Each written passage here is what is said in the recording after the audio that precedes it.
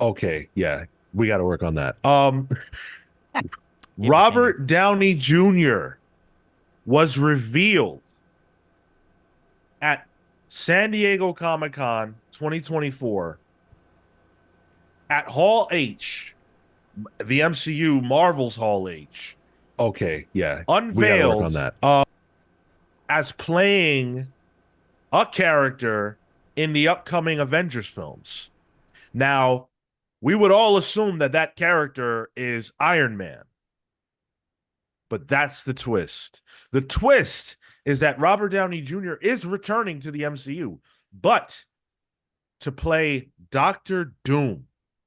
Oh shit. Wow. What a twist. Pulled my Who leg. could have seen it coming? Certainly not me. This was the stunner, the shocker of this year's San Diego Comic-Con. The thing that nobody saw coming, even though there were actually a lot of people that this had already been spoiled. But the majority of us certainly didn't see it coming. And I think it in a lot of ways proved that DC's strategy of putting the bulk of their announcements on Thursday and Friday and leaving the rest of the weekend to Marvel. I think this proved that that was the right way to go because it dominated the conversation from that moment through the rest of the week. Screw San Diego. It dominated the conversation through the rest of the week. Lots of speculation and anger, if you go by the internet, confusion as to what this even meant, how this could be possible. The internet's been in a frenzy. We've been absent in terms of being able to have this conversation, but today is the day we are going to get into everything that Marvel Studios had to say at San Diego Comic-Con Saturday and all the other things that happened at San Diego that we didn't get to last week. Thank you for joining us for this episode of The Comics Pals. We have Cale, What's up, Doom Dogs? Marco, Kalo K. Tylerless, and I'm Shawn. Thank you for joining us, whether you are with us live or in the future. Remember to smash that like button and subscribe to the channel if you are not. Those things both help us out a ton. Who do we have here with us? We've got Mark Howd. What's up, Mark? We've got Barlord, Andrew Smith. Hey, Andrew. Amin, CW Gordon. What's up, Spiral Storm, Atomic Hound? Thank you for being here. Jedi Ty. Those are just the names I can see right now. Appreciate all of you for being here.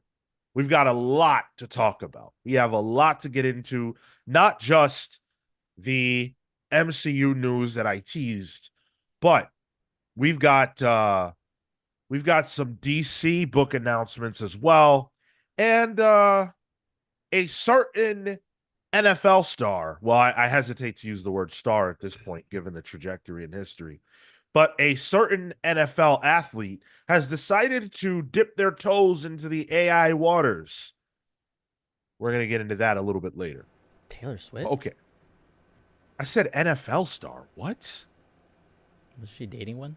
Well, a woman's nowhere near as important as her, NFL star boyfriend, no matter her career. Am I right, guys? Wow, I missed Tyler already. So okay.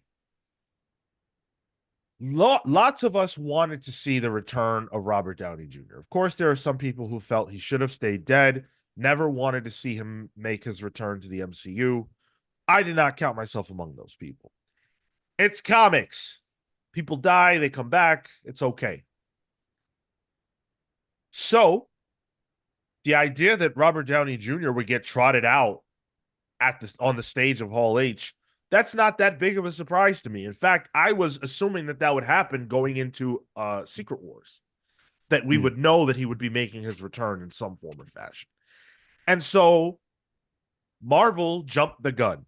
They had this big, the Hall H stage. They got through a bunch of the other announcements, which we'll be getting into later on. And finally, they revealed the name of the upcoming Avengers film, because we know we're getting Secret Wars, and we thought we were getting Kang Dynasty, but that was, of course, canceled. And so what's the name of Avengers 5? Well, it was revealed to be Avengers Doomsday. A DC And crossover? right, yes.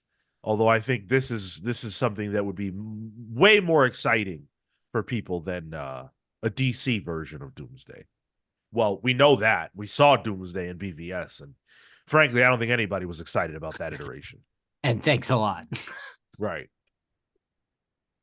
So, Avengers Doomsday, and they trotted out all these different individuals who were dressed as Doctor Doom. Doombots. Right. And one of them takes center stage and takes off the mask, and it's Robert Downey Jr. holding out his hands in all his Jesus glory. Very, very reminiscent of the pose he struck in Iron Man 1 when the bomb drops behind him and he stands there all Jesus-like. He took on a very similar pose here. And I was reading Atomic Hound's comment, and I thought there really was a sound issue. Thank goodness that was just a joke. Tom Brady sure is a pick, though. So Hound said, okay, sound fixed. I assume Shawn has already said that the RDJ thing was a joke, and Dr. Doom is really going to be Tom Brady. What a pull. Yes, that ancient NFL Again, football star. player. Yeah. So Robert Downey Jr. revealed as Dr. Doom. The crowd, I watched the video. I don't know how many of you guys got to see video. There's been leaked video. I think maybe Marvel put out something official. I have no idea. I saw a leaked video that night. Yeah. And the crowd went wild. The crowd went absolutely apeshit. These people were eating it up. I think it would be hard not to in that environment. Because that whole thing is about announcements being crazy cool, right? Yeah. And hyping up the crowd in general. So when something happens, no matter how shit it is, they're gonna react. It's also Robert Downey Jr. And you can't deny that. Yeah, that was my initial take was, well, it's the guy. Like, you know, you're gonna get a reaction the same way that I'm sure if they brought up a Chris Evans, you know, like the two people who have since left the ecosystem. Yeah, I think okay. There isn't a lot of information about how this is all going to work. They didn't spend time, breaking that down, the nuts and bolts of it. We don't know much. But Robert Downey Jr. will play Doctor Doom in Avengers Doomsday and Secret Wars at the minimum. There have been rumors that maybe he'll appear in Fantastic Four, either as a full-fledged character, although that seems very unlikely, or as a cameo of some kind, and a post-credit stinger. That all seems very, very possible to me. And we'll talk about the Fantastic Four connection a little bit more going forward. But all we know for a fact is Downey Jr., Doctor Doom, Avengers Doomsday, and Secret Wars. Without getting into the speculation yet of how this could be possible, what was your initial visceral reaction when you saw this news, Marco? I saw this news. Well, I actually heard this news from friends first. They were asking me my opinion on it because in the friend group I'm the comics guy, and I hadn't heard anything of it. So my initial take was just a bit of confusion. I definitely fell among that crowd of, why? What's the angle here? Why are we going back to Robert Downey Jr.? Hopped back onto the Discord and saw some of the conversation there. And I'm I'm not unexcited. Maybe I'm just not really enthusiastic. Like I want to see how he's gonna get used. I don't care that he's coming back necessarily. I like that Robert Downey Jr. is coming back. I think it would feel differently if Robert Downey Jr.'s Iron Man was coming back, because I think the actors can return. Like, Deadpool makes a whole bunch of jokes on those things, right? Like I think those things are fine. Those are individual people representing characters. They are not characters being represented by those, like they are not those characters. And so I I'm interested to see what they'll do, but I definitely don't want them to go back to him in the suit. If he's gonna be, he's gonna don the mask and all that kind of stuff. Cool, I'm okay with that. Him outside the suit, you mean? Well, I meant more so like he can't be wearing the mark whatever, right? Like he should Iron just Man suit. right. He would I have see. to be Doom, right? Like he wears the Doom mask, like that's fine, right? Because an actor could come back to play a character in the MCU, but not the same character if that character is gone. Variance aside, I guess he's just that big for me that I wouldn't want him to come back into that same role because he's dead.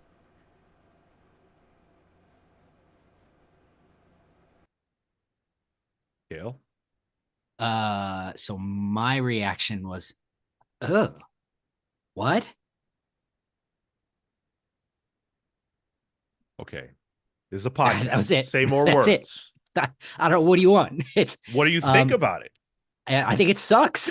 Like I think it feels like a desperate move that Kevin Feige and Disney don't have confidence in their uh underperforming, well, under appreciated era of films that they've just put out. Notably, all the ones that Robert Downey Jr. has been absent for. So they've got when we talked about this with the Russos, they've got to back up the Brinks truck. I think this sucks. Like,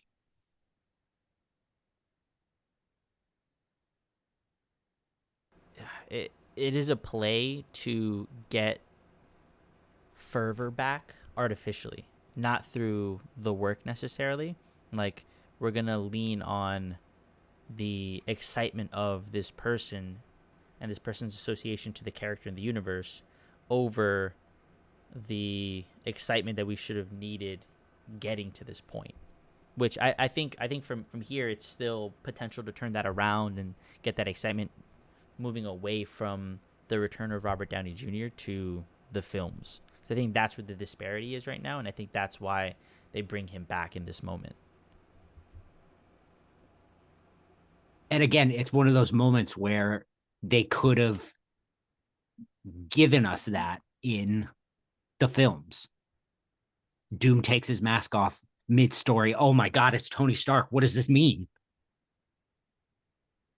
Yeah, I mean, there's really no possible way to keep that secret, right? Like, it's Robert Downey Jr. Yeah, yeah.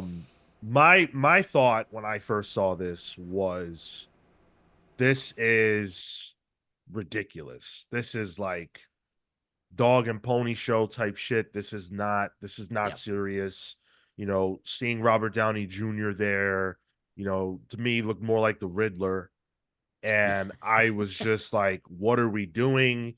They had the Russos, which I was very excited about. We had read the rumors and talked about the rumors that they had gotten the Russos back, Mhm. and I was very excited about that. But seeing Robert Downey Jr. there and the idea that he's coming back to play Doctor Doom, immediately it evokes thoughts about the multiverse and about variants and stuff like that. And truthfully speaking, I'm about done with all that. And I'm all about a great story. So if they've got a story to tell that um is exciting, then cool. But just on an initial reaction, and the fact that we've been dealing with these variants and all this multiverse stuff now since, I mean, really since WandaVision. I think was the first time we saw any variant whatsoever. And WandaVision came out 4 years ago. We've had very little in the way of what feels like exciting, meaningful story being told with that. And everything that it seemed to be building towards with Kang is now gone because Kang is gone. Right. And Yeah. I've read rumors that we might see some kind of a formal resolution to the Kang story in Avengers 5. I don't know how they can pull that off, but I have read that rumor. Either way, though, we know that they're pivoting away from Kang. So it feels like, all right, we don't have Jonathan Majors anymore. That all came to an abrupt stop. Let's press the Doom button, which is exactly what I said I hope they would not do when it was first announced that Majors was gone and Avengers 5 was going to be retooled. Yeah. I think it might have Yep. even been Tyler who had first suggested, what if they go with Doom as a thought, as an idea? And I said, that sucks. Do not do that. Do not hotshot Doom. And that's exactly what they did. He's a character that deserves his time. You know, his build up, his lead up, and everything that's been pointing towards something hasn't been in this direction. Like, yeah, we're getting the Fantastic Four, cool, but they're gonna exist in the universe first, right? Like, the worry here becomes, are they gonna use him as a one-time villain? Like, sure, he'll be the big bad, but is he just gonna persist in the Avengers movie, not as this looming force that exists in the universe, the same way that Thanos did, where, you know, you could have prepped Doom to be in the background with the Fantastic Four. You know, you could have that build up and lead to something long term, and this quick pivot to something using a person who we know and love and will get butts and seats is gonna be it's gonna be the thing that will probably make or break the MCU. If they don't get this big villain with this returning actor right, and they just kind of do him dirty, one and done, that feels like a slap in the face to people who have been enjoying the ride of the MCU for the past couple years, for the past almost decade plus. Now, those were my initial thoughts. My thoughts have changed. Yeah, I'm not surprised. I have spent a lot of time thinking about this and theorizing and, all that good stuff. And I got to tell you guys, I actually think there's a pretty good story here. And if you'll allow me, I'm going to pitch where I think this whole deal is going. Because does it feel desperate? Yes. My first thought was it reeks of desperation. And maybe it is desperate. Maybe so. But I do believe in Kevin Feige. I believe in the Russos. I even believe in Robert Downey Jr., at least to deliver on a performance. So here's what I think. Go ahead, Kim. That's quickly. That's the thing. Like, say what you want about it being desperate. Like, these movies are billion-dollar franchises, multi-billion-dollar franchises. It'll probably be good, but it does reek of business. Yes, and there was a lot of business done. In fact, they did a ton of business to get Downey Jr. and the Russos to return. Variety put out a great article that talked all about what it cost to get everybody back into the fold. This article was Which written I think by from here it's still they don't put potential the to turn credits that at the around top. and I'll get to the get that credit in a excitement moment. moving But away it's a from Variety article, and this is how it starts. It says, after a bruising year, Marvel is returning to the very things that worked in the past. That means reuniting with the franchise crown jewel Robert Downey Jr., as well as the Russo brothers, who directed the two most successful movies for the studio with Infinity War and Endgame. But bringing back key members of the old gang won't come cheap. Sources say Marvel is plunking down $80 million for the Russos to direct Avengers Doomsday and Secret Wars, and, quote, significantly more for Downey to tackle uber villain Doctor Doom in the two tentpoles. Wow. Do you have the number there For Junior? right, Junior? Yeah, I don't believe there is a number. Is Yeah, there a The number? no, the one I've seen floating around is 600 million.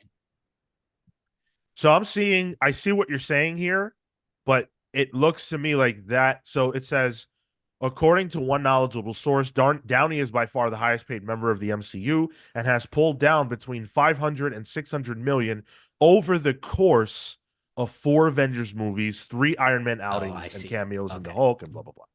I see. I see. okay. So that's what that's like 10 million a movie. I've seen wild rumors and theories about what it is that Downey is being given to do this project. I've seen, he's getting like a highfalutin trailer built for Yeah. him and all these kinds of, things. And the Variety article doesn't report those, so I don't know if they're fact. But either way, it sounds like they had to really, really go to Papa Disney to pull some money out the coffer to get this done. Money, please. And Robert Downey Jr. easily accepts. Well, I guess certainly there was some negotiation there to be like, you want me to come back to this, and in that contract probably too. There like, I wonder how much weight he was able to pull. I would bet quite a bit. Yeah, especially for this. Yeah, And it's sort of like, damn, you have them by the short hairs. So you go for everything, knowing that they have to say yes, essentially, because they need you that badly or they want you that badly. We don't know the particulars. So it is what it is. Maybe we'll know one day. But Robert Downey Jr. is cashing in. The Russos are cashing in. They're getting everything they can out of this. And it makes sense because both of these movies will probably make $1 billion. Minimum. Yeah. good return. Yeah. So if the movie's going to make $1 billion, do the directors deserve 40 million apiece? I'd say so. Why not? Yeah. I've seen so many people saying, "Oh, movie actors should not ever be able to make tens of millions of dollars." Well, who are you to say that? I do think that's a systemic conversation that's completely separate from this. Like, If the movie can make $1 billion, right? If a movie can make that much money, why should the people who made the movie not be able to reap the benefits? Mm-hmm. That makes all the sense in the world to me. Yeah. You can't cry about that. Yo, Enjoy the movie or don't, but don't worry about the man's pockets. with that kind of money, pay the grip like $1 million. Like, fucking Yeah, everybody. Right. Everybody involved should see a huge payday out of this. Yeah. $1 billion is a lot of bread. All right. So let me get into my theory. Please. Atomic Hound makes a good point, by the way. Hit the like button. But so here's the thing. Endgame, we see the death of Tony Stark. Not just the death, but the heroic sacrifice. And his sacrifice to get rid of Thanos was a pivot point for the MCU. That is the moment that the MCU has kind of turned on since it happened. We saw how it affected Spider-Man. We've seen how it's affected a lot of the different heroes, and it's kind of been, all right, well, who are we now that Tony's not here? There is no Avengers officially. These heroes are kind of operating unto themselves for the most part. We've seen very limited team-ups in the aftermath. So now we've got this variant problem that has been causing a lot of issues. Apparently, the entire multiverse is breaking down. And we know this.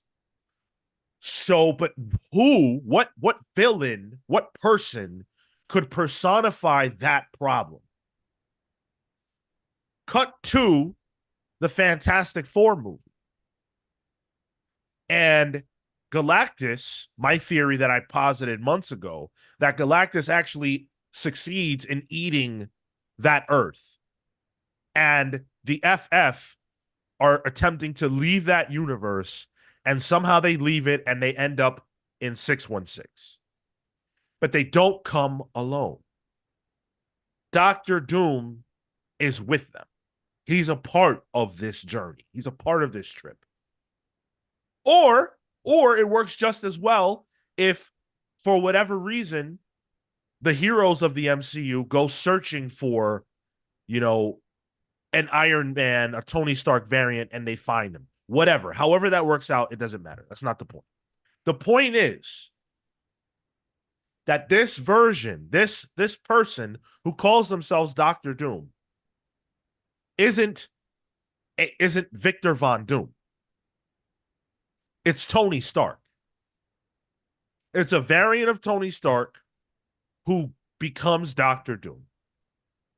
That is not insane, because we've seen that happen, once or twice in the comics or whatever, across the many, many stories that have been told. And so this version believes probably that he's doing something heroic. He's doing something good for the people, but he's doing it under Doom. He's doing it Doom's way.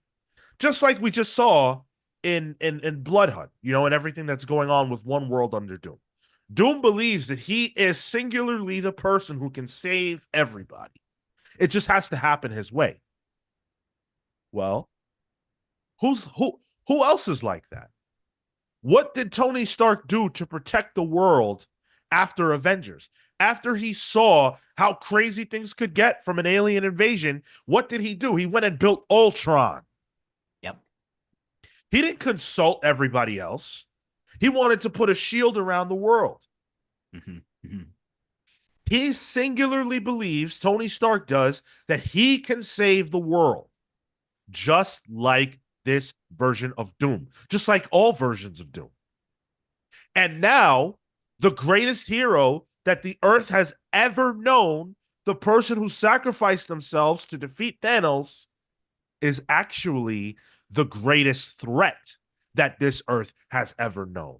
And how are the heroes, how's Spider-Man, how's, Pepper Potts, how's Happy Hogan, how is War Machine, how are all these people going to deal with it when they realize that they cannot trust this person and that he, who looks like Tony Stark, is their greatest enemy? How does that lead to their downfall in Doomsday? How does it lead to Secret Wars? I think he's going to win, and I think the void that you see in Deadpool and Wolverine is going to become Battleworld. That's what I think. And I think, finally, that there is a reason why, for those of you who may not have seen or haven't thought about it, the Avengers Doomsday lettering is all green, and the Secret Wars lettering is the red and yellow, because those colors represent Iron Man.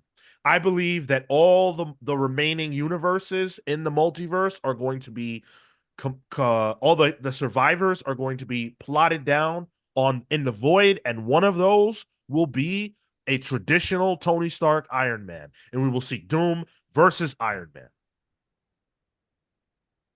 That's my theory.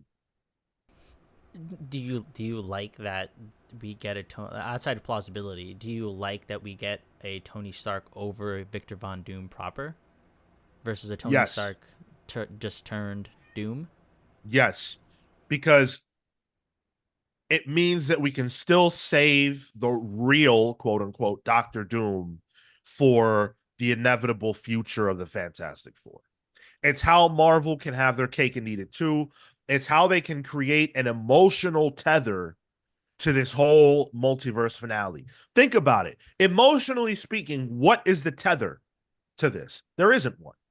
In the original trilogy of phases, we had Thanos' quest. That was something that, even though Thanos wasn't on the screen all the time, you knew it was happening.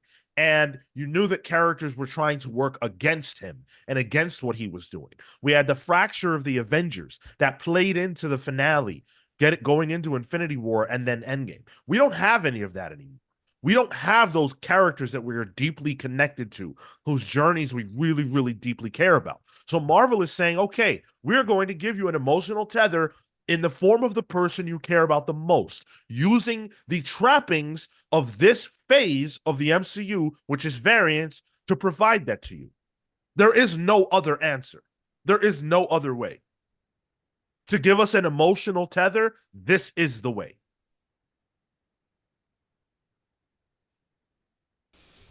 I think that what they are doing, as crazy as it seems, as desperate as it seems, I think it actually makes a lot of sense, and I think it is going to work. I believe it. I think it makes sense. The Russos are on board. They'll produce something good. Yeah, I mean, I think the things are there. Interesting. Yeah, let's see how they play out. I mean, that all makes sense. Like to be able to keep the, I think to be able to keep Doom like legit real Victor Von Doom, um, it was probably my biggest question and priority. Like, how do you maintain the singularity of that character, um, in the MCU? Okay. I don't think it can be a variant of Victor Von Doom. And again, I don't know for a fact how they're going to approach it. I just think if you have it, I personally think if they go down that road, it's a little too confusing. Um, they could still do it. I don't think my theory changes much if he is playing Victor Von Doom. It's still he still looks like Tony Stark. I think they could do it sort of like Doom puts it all together real quick that he looks like Tony Stark and he Right. starts playing that card. So yeah, I think it would play with your theory very well. Where are we at with this chat? How do you feel? I see some people smelling what I'm putting down. You smell what Shawn's cooking. Letrick says, I like all you're saying here. I thought it was a cool choice. CW Gordon says, give me a Doom Quest adaptation. Doom and Iron Man going back to Camelot times. That'd be crazy. Robert Cashaback says, I'm loving this story. Great story, Sean. Thank you. And I think Iron Man and Doctor Doom are two sides of the same coin in a lot of ways. They both have delusions of grandeur. Sure. They both believe that they can be the ones to save the world. You know, Tony Stark doesn't have to put on an Iron Man costume. Like, it's not like he has powers. It's not like it's nothing like that. It's not like, he watched his uncle get gunned down and decides, oh my God, I have to, great power, great responsibility. He just thinks he's that dude. Yeah. So does Doctor Doom. Yeah. They both have the resources of an entire nation at their fingertips. Yeah. Exactly. I think there's a lot of logic to this. Mm-hmm. So and I think, yeah, go ahead. I think you're right, especially in like storytelling theory. I think it makes perfect sense. It's the complete opposite face of that Tony Stark character. And that will take our emotional journey sort of the other way. Yeah. I think, yeah, like I said, I think it's the only way, especially, losing Kang the way we have. That does suck. Um, I think this is gonna be hot, guys. I think everybody is reacting viscerally, which I did too. I get it, it's cool, but it's happening no matter how you feel about it. So thinking about what could be and how it could be good versus how it's just going to be bad automatically, I think that's what we have to do collectively. Do you think that in that same process of building this new story, they have to close out the Kang pieces? Because we still have a bajillion and a half of Kang variants to deal with, and there's like I one of my worries is that they have to finish that story off for the sake of like the continuity of the MCU in order to now introduce this Doom. So the Kang situation is tricky because technically, the way that Ant-Man and the Wasp Quantumania ends, we see the Council of Kangs. Prime Kang was defeated, not dead, but defeated. And we see the Council of Kangs. That's a lot of bad. That's a lot of bad hombres, right? Um, However, Loki season 2 ends in such a way where I don't think it's a clean slate with Kang, but certainly if Marvel really wanted to, they could say that was how his story ended. And it's not clean, it's not great, but it could be the end. The problem is you can't assume that people have seen that. That's the problem. Literally, not everyone will have seen it, but we know based on the way the MCU has functioned that a lot of times when there is something introduced that's critical in those shows, they sort of like reintroduce it in the films. So the way that Kang resolves in Loki, which was never intended to be a resolution, just another chain in the story, isn't something that they can rely on you having seen. So I sort of think they do have to address it on some level. But how do you do that? Does Doom just come through with a ship and blow up the Council of Kangs? And the idea is that they're all dead now. They've all been killed. I don't love that, but I don't know what you do about it. Truthfully, I don't think there's an elegant way to solve it if you cannot bring back Jonathan Majors and they don't want to recast. Yeah. Or they Yeah. can't, whatever it is. I yeah. I felt like they should have gone with the recast, tell that story, and I think this angle of Doom would have still worked a couple years from now with the introduction of the Fantastic Four, and then you get this emotional moment. You still get to resolve Kang, and you get to wait for the proper Victor Von Doom. But if anything, maybe this just got pushed up. Amin says, I really like your theory based on the idea that Robert Downey Jr. is going to play Doom no matter what, but that decision is one thing I just don't like at all. Doom is Doom. He doesn't need to be tied to Tony. So the thing with that, Amin, is that I feel like you're right. Doom is Doom. He doesn't need to be tied to Tony. But the MCU needs someone to be the big bad of these movies. They don't have Kang. And I think intelligently, they all realize there is no, like, it wouldn't work to just have this be Doom, Victor Von Doom. He's himself, and that's that. Because who cares? Like, yeah, you like Doom, so you care on that level, but emotionally, what's the anchor point? Other than the fact that, they got to save the day, why do the Avengers care about this conflict? How does Doom meaningfully insert himself into the multiverse story? Thanos was the story of the Infinity Saga. He was tethered to it from the beginning. The Avengers had to stop him from achieving his ends. What are the ends of Doom?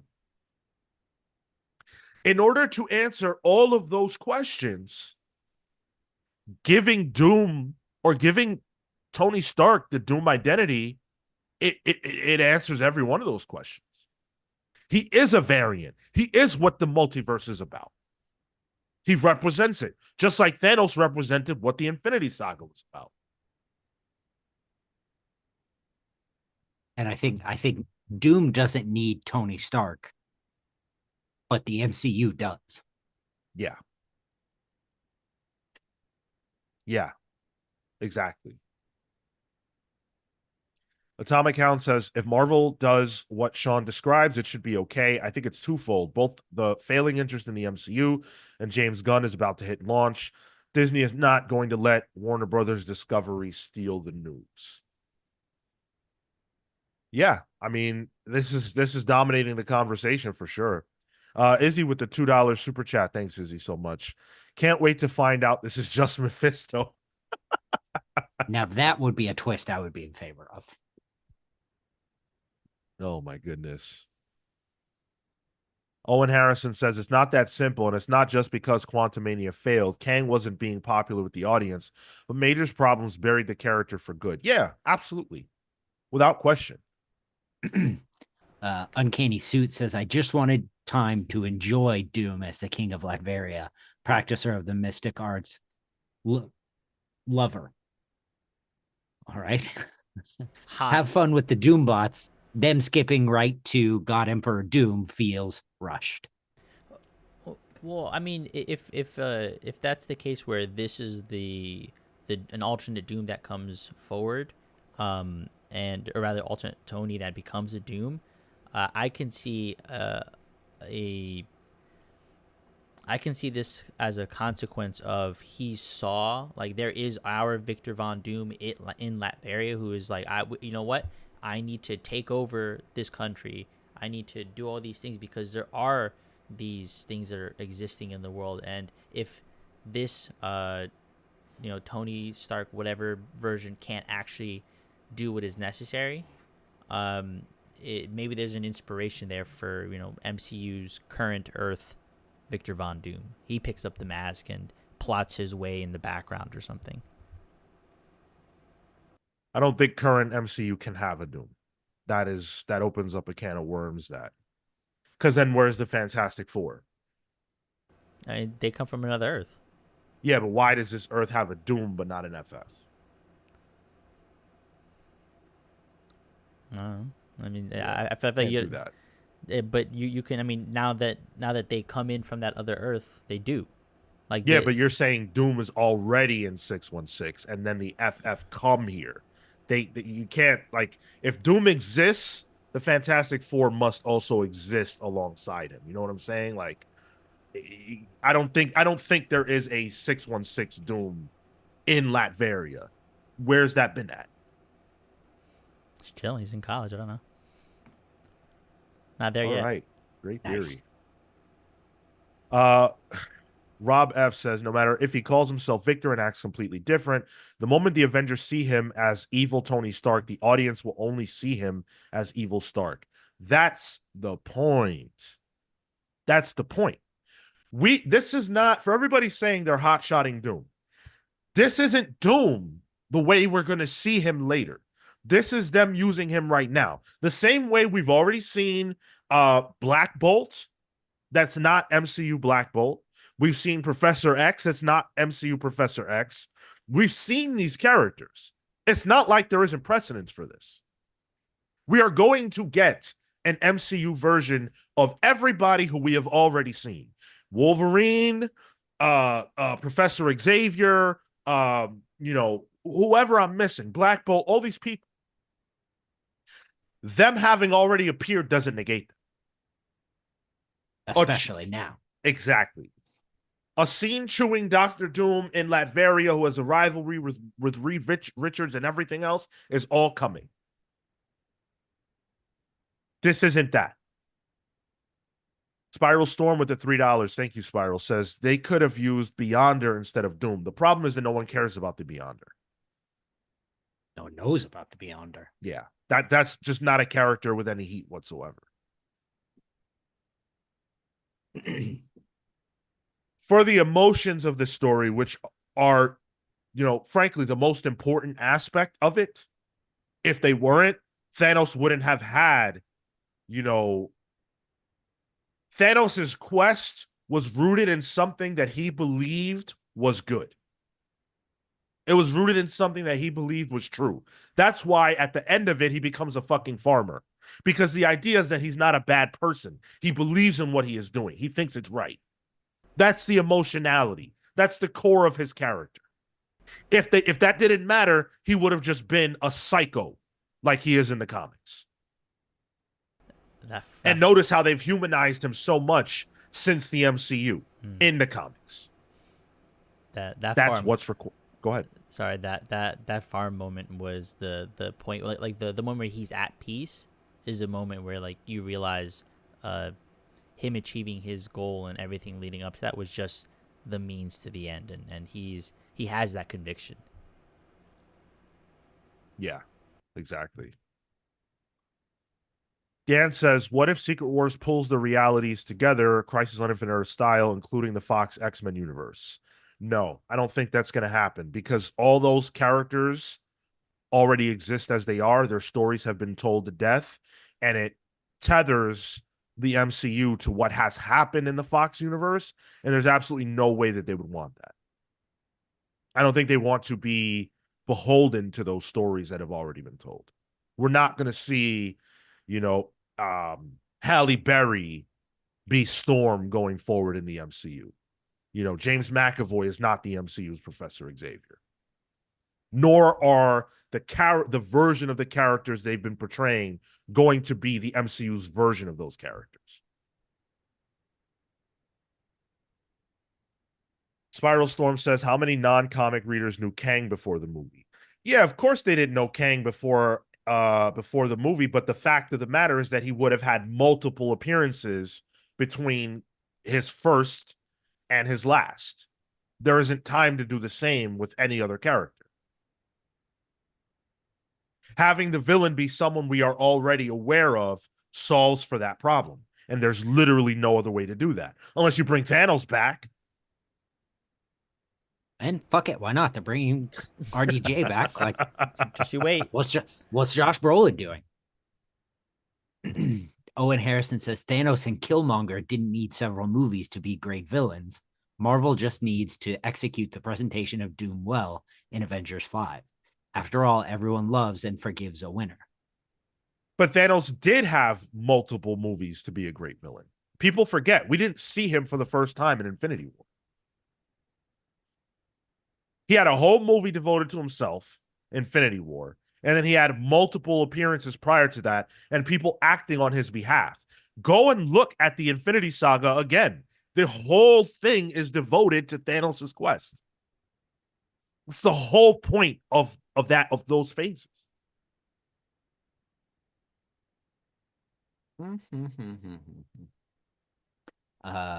Amin says they're doing the Doom Thanos moment, so Cale is not wrong. I don't know what he's talking about. I just wanted to point out that last part. Cale is not wrong.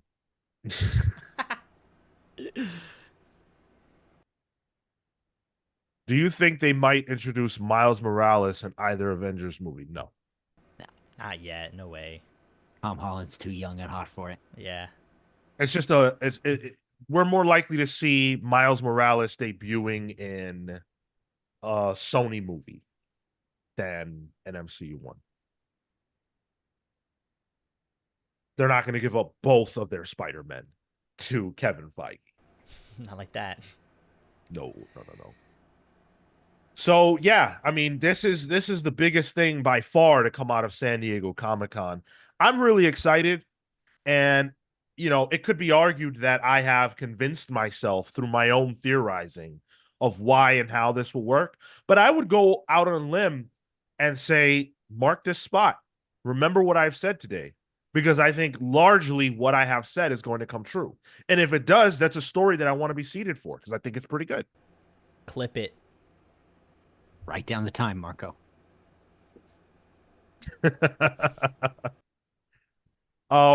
Yeah, so I know there's a lot of people unhappy about this. I don't think that you have too much to worry about. We are, in good hands. The Russos have never let us down. Yeah, you don't speak for me. I did not enjoy the last two Avengers films. All right, well, you're definitely in the minority. Well, that's fine, but you can't speak for me. The Russos have never let most of us down. The majority of us down. Thank you. Uncanny Suit re-upping his membership to the channel. Thank you very much, Uncanny Suit, member for 2 months.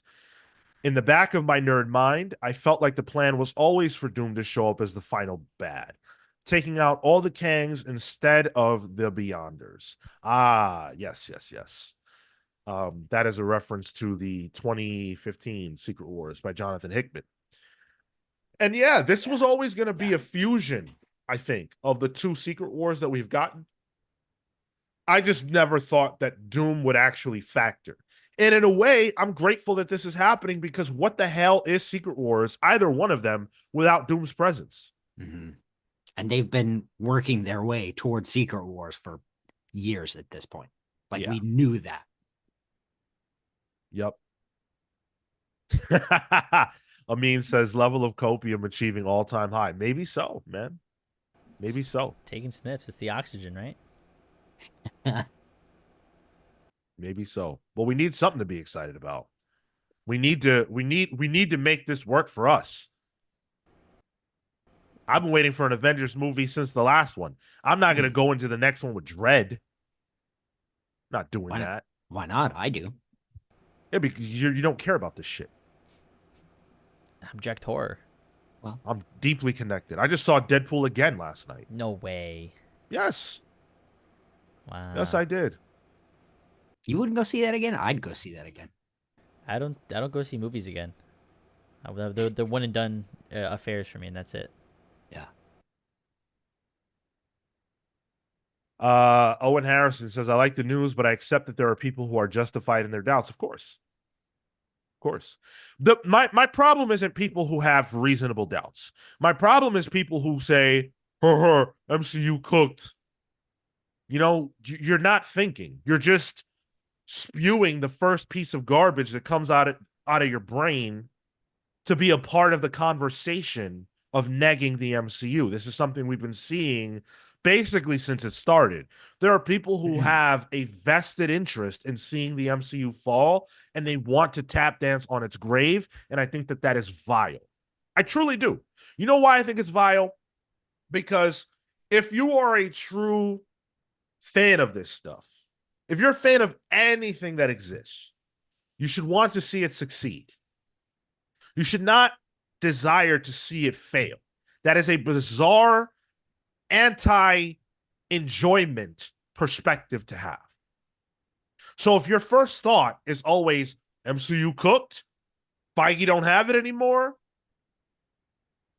bubble bursting, if that's always where your mind goes, then there's something behind that that's specific to you that doesn't have anything to do with what's reality. If I can think of a version of this that's good and quality by just putting my brain to it, then so can you. And if you're not creative and you can't think of that, the very least you could do is say, okay, well, these people haven't let me down before, if that's true for you, and have a little faith. But to automatically just go, oh, it's cooked. They don't have it. They suck. The MCU's done. Reboot. That's insincere. Reboot. Get the fork. It's over. It's done. That's insincere. I wish they'd reboot you. Hey, I just got an update. Listen, I wish they would. And by the way, there is no reboot coming. Just so you guys know. They're not rebooting the MCU after Secret Wars. What the hell would they do that for? They've got the X-Men on the horizon. The Fantastic Four are coming in. Now they actually have near every single Marvel character in their sandbox for the first time ever. Why would they reboot? The best thing they could probably do is figure out the way to bring Iron Man and Captain America back in some fashion. But we have Sam Wilson. We have Captain America. What are you talking about? Yeah. Fair. Steve Rogers. Steve Rogers and real Tony Stark. But I think that's the most we're gonna get. I think Steve Rogers is coming back. I think that we're going to see just about everybody across these two movies. Steve isn't even dead. Like multiversal Steve, you're saying? Like you're saying old man Steve is coming back. I think that we saw him as an old man, which means that the super soldier serum is out of his body.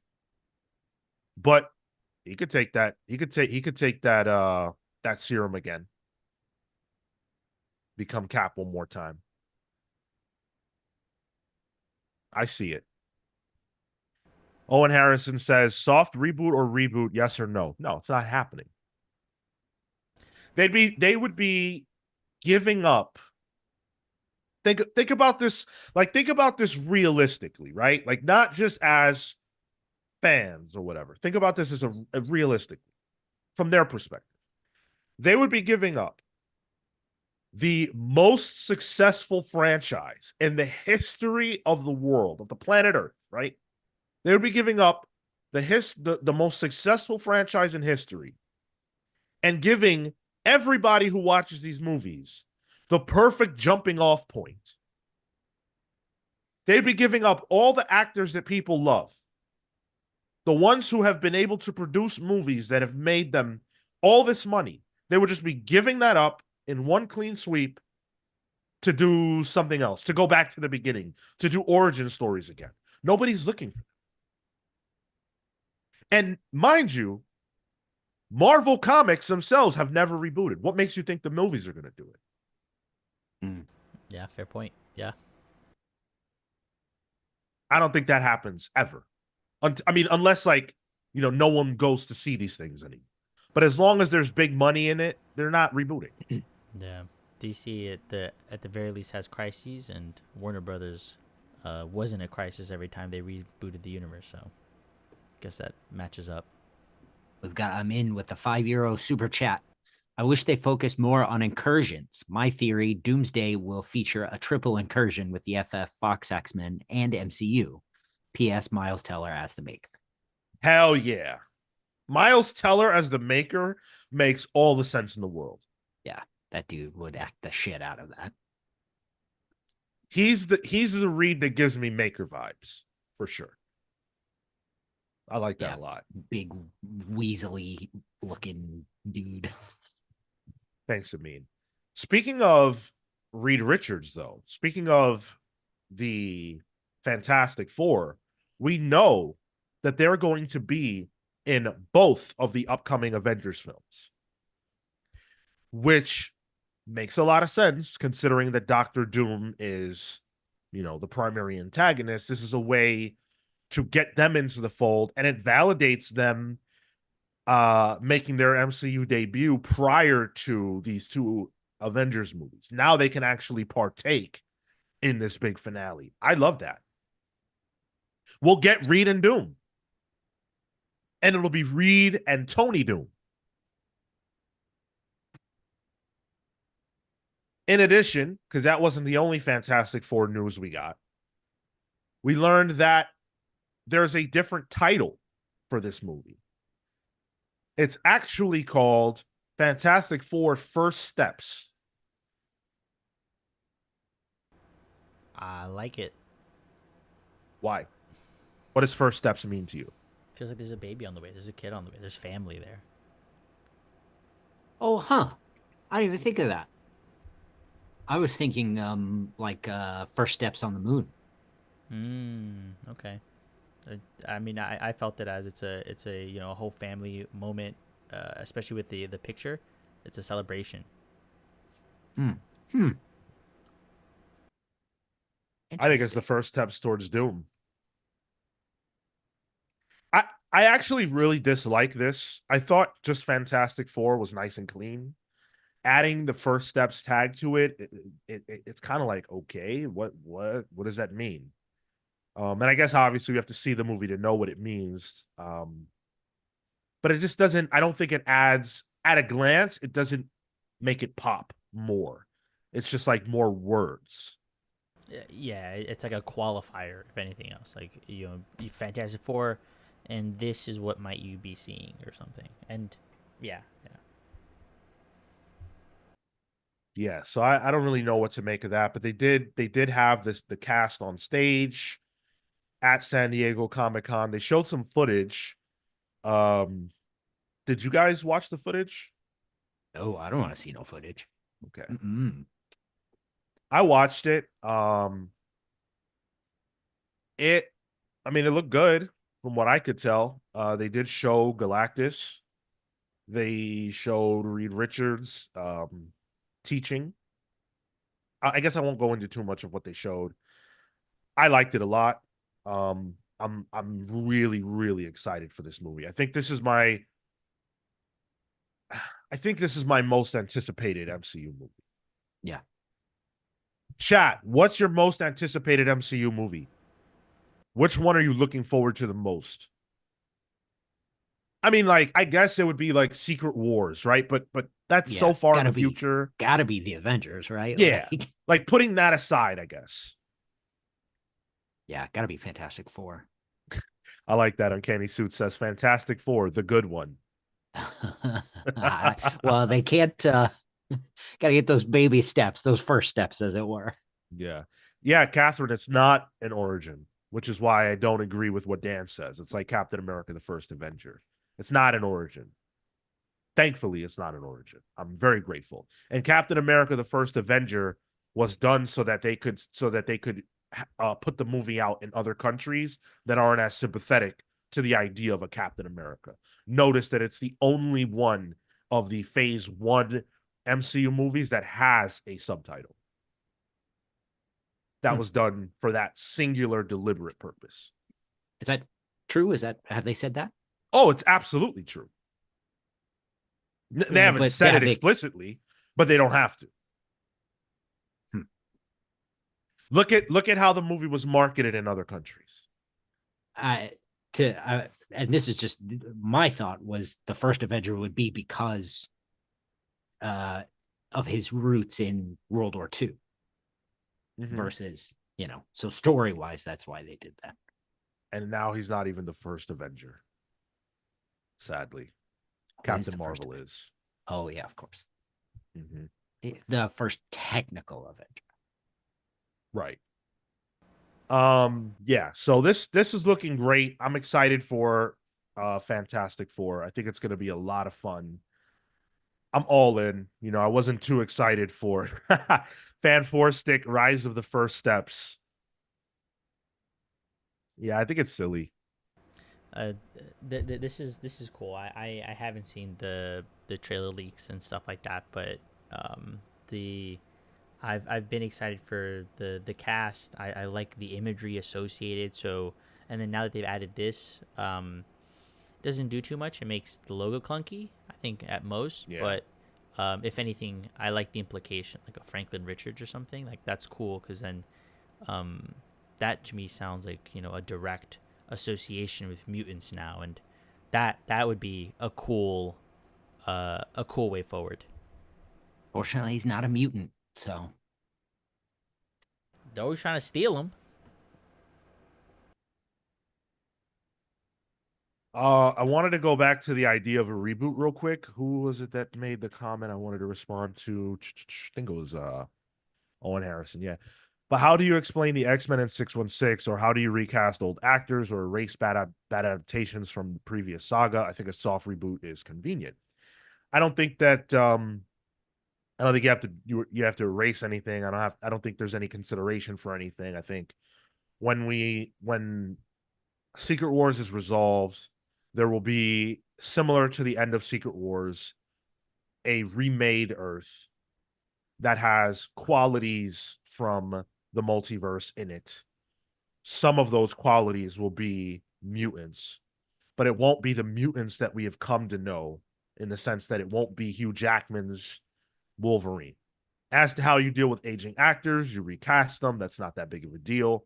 Or you move forward with other characters, like the MCU has tried to do thus far. Steve Rogers got old. So what happened? They put Sam Wilson in the costume. Guys, like, we have, what, 60 years of Marvel canon where multiple people have taken on these roles. Like, it's not that complicated. We don't have to break our necks to try to figure out how to make this work. Reboot isn't the only solution. And like I said, fiscally, it doesn't make any sense to reboot. And the comics universe has proven that a reboot is not necessary. Just don't need it. I think Dan said something to that effect earlier. About the X-Men and the Fantastic Four, and bringing all that, tying it all together. What if Secret Wars pulls the realities together, Crisis on Infinite Earth style, including the Fox X-Men universe? So that being now mutants are in the universe. That's fine and exactly what's going to happen. It just cannot Yeah. continue the continuity of Fox. Yeah. That is Yeah. what I'm saying. It will not be those actors. Yeah, It will not be those characters. I think that's what he's saying. Yeah. Net new, but not really.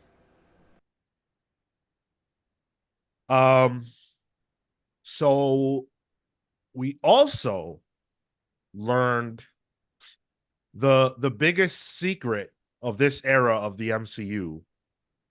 Uh who would Giancarlo Esposito play in the MCU? And of course, he tried to get us with the Professor X and maybe even Magneto and all this stuff. And it was this really like tightly kept secret. And he finally took to the stage during the Captain America Brave New World panel and revealed the character that he will be playing, which is a little bit less exciting than what it seemed like we were going to be getting. He said, yeah, he said, there's been a lot of guessing about who I really am. But to be with this cast, especially Anthony Mackie, who brings it every single time in every way he possibly can. And then he said, can I say it? And he looked to Kevin Feige, and then he looked to the crowd, very proudly stated, I am the king of the Serpent Society. He is playing Seth Volker, Sidewinder, the leader of the Serpent Society. Do that one more time. Just like Robert Downey Jr., he threw his arms open and the crowd lost their shit.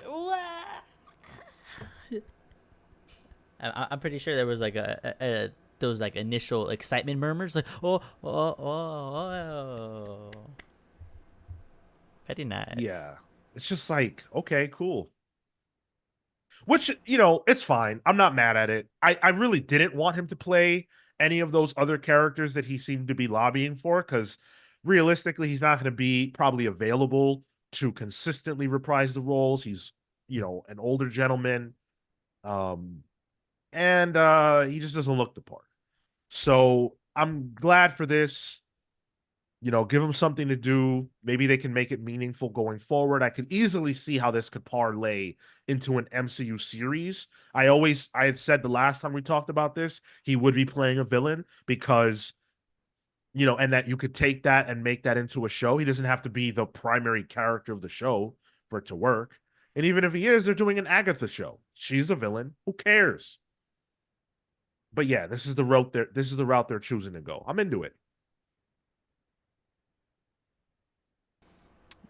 Yeah. Okay. Yeah. It sounds an awful lot like the Captain America Winter Soldier show, Falcon Winter Soldier. Yeah. Another terrorist group that are gonna fight Captain America.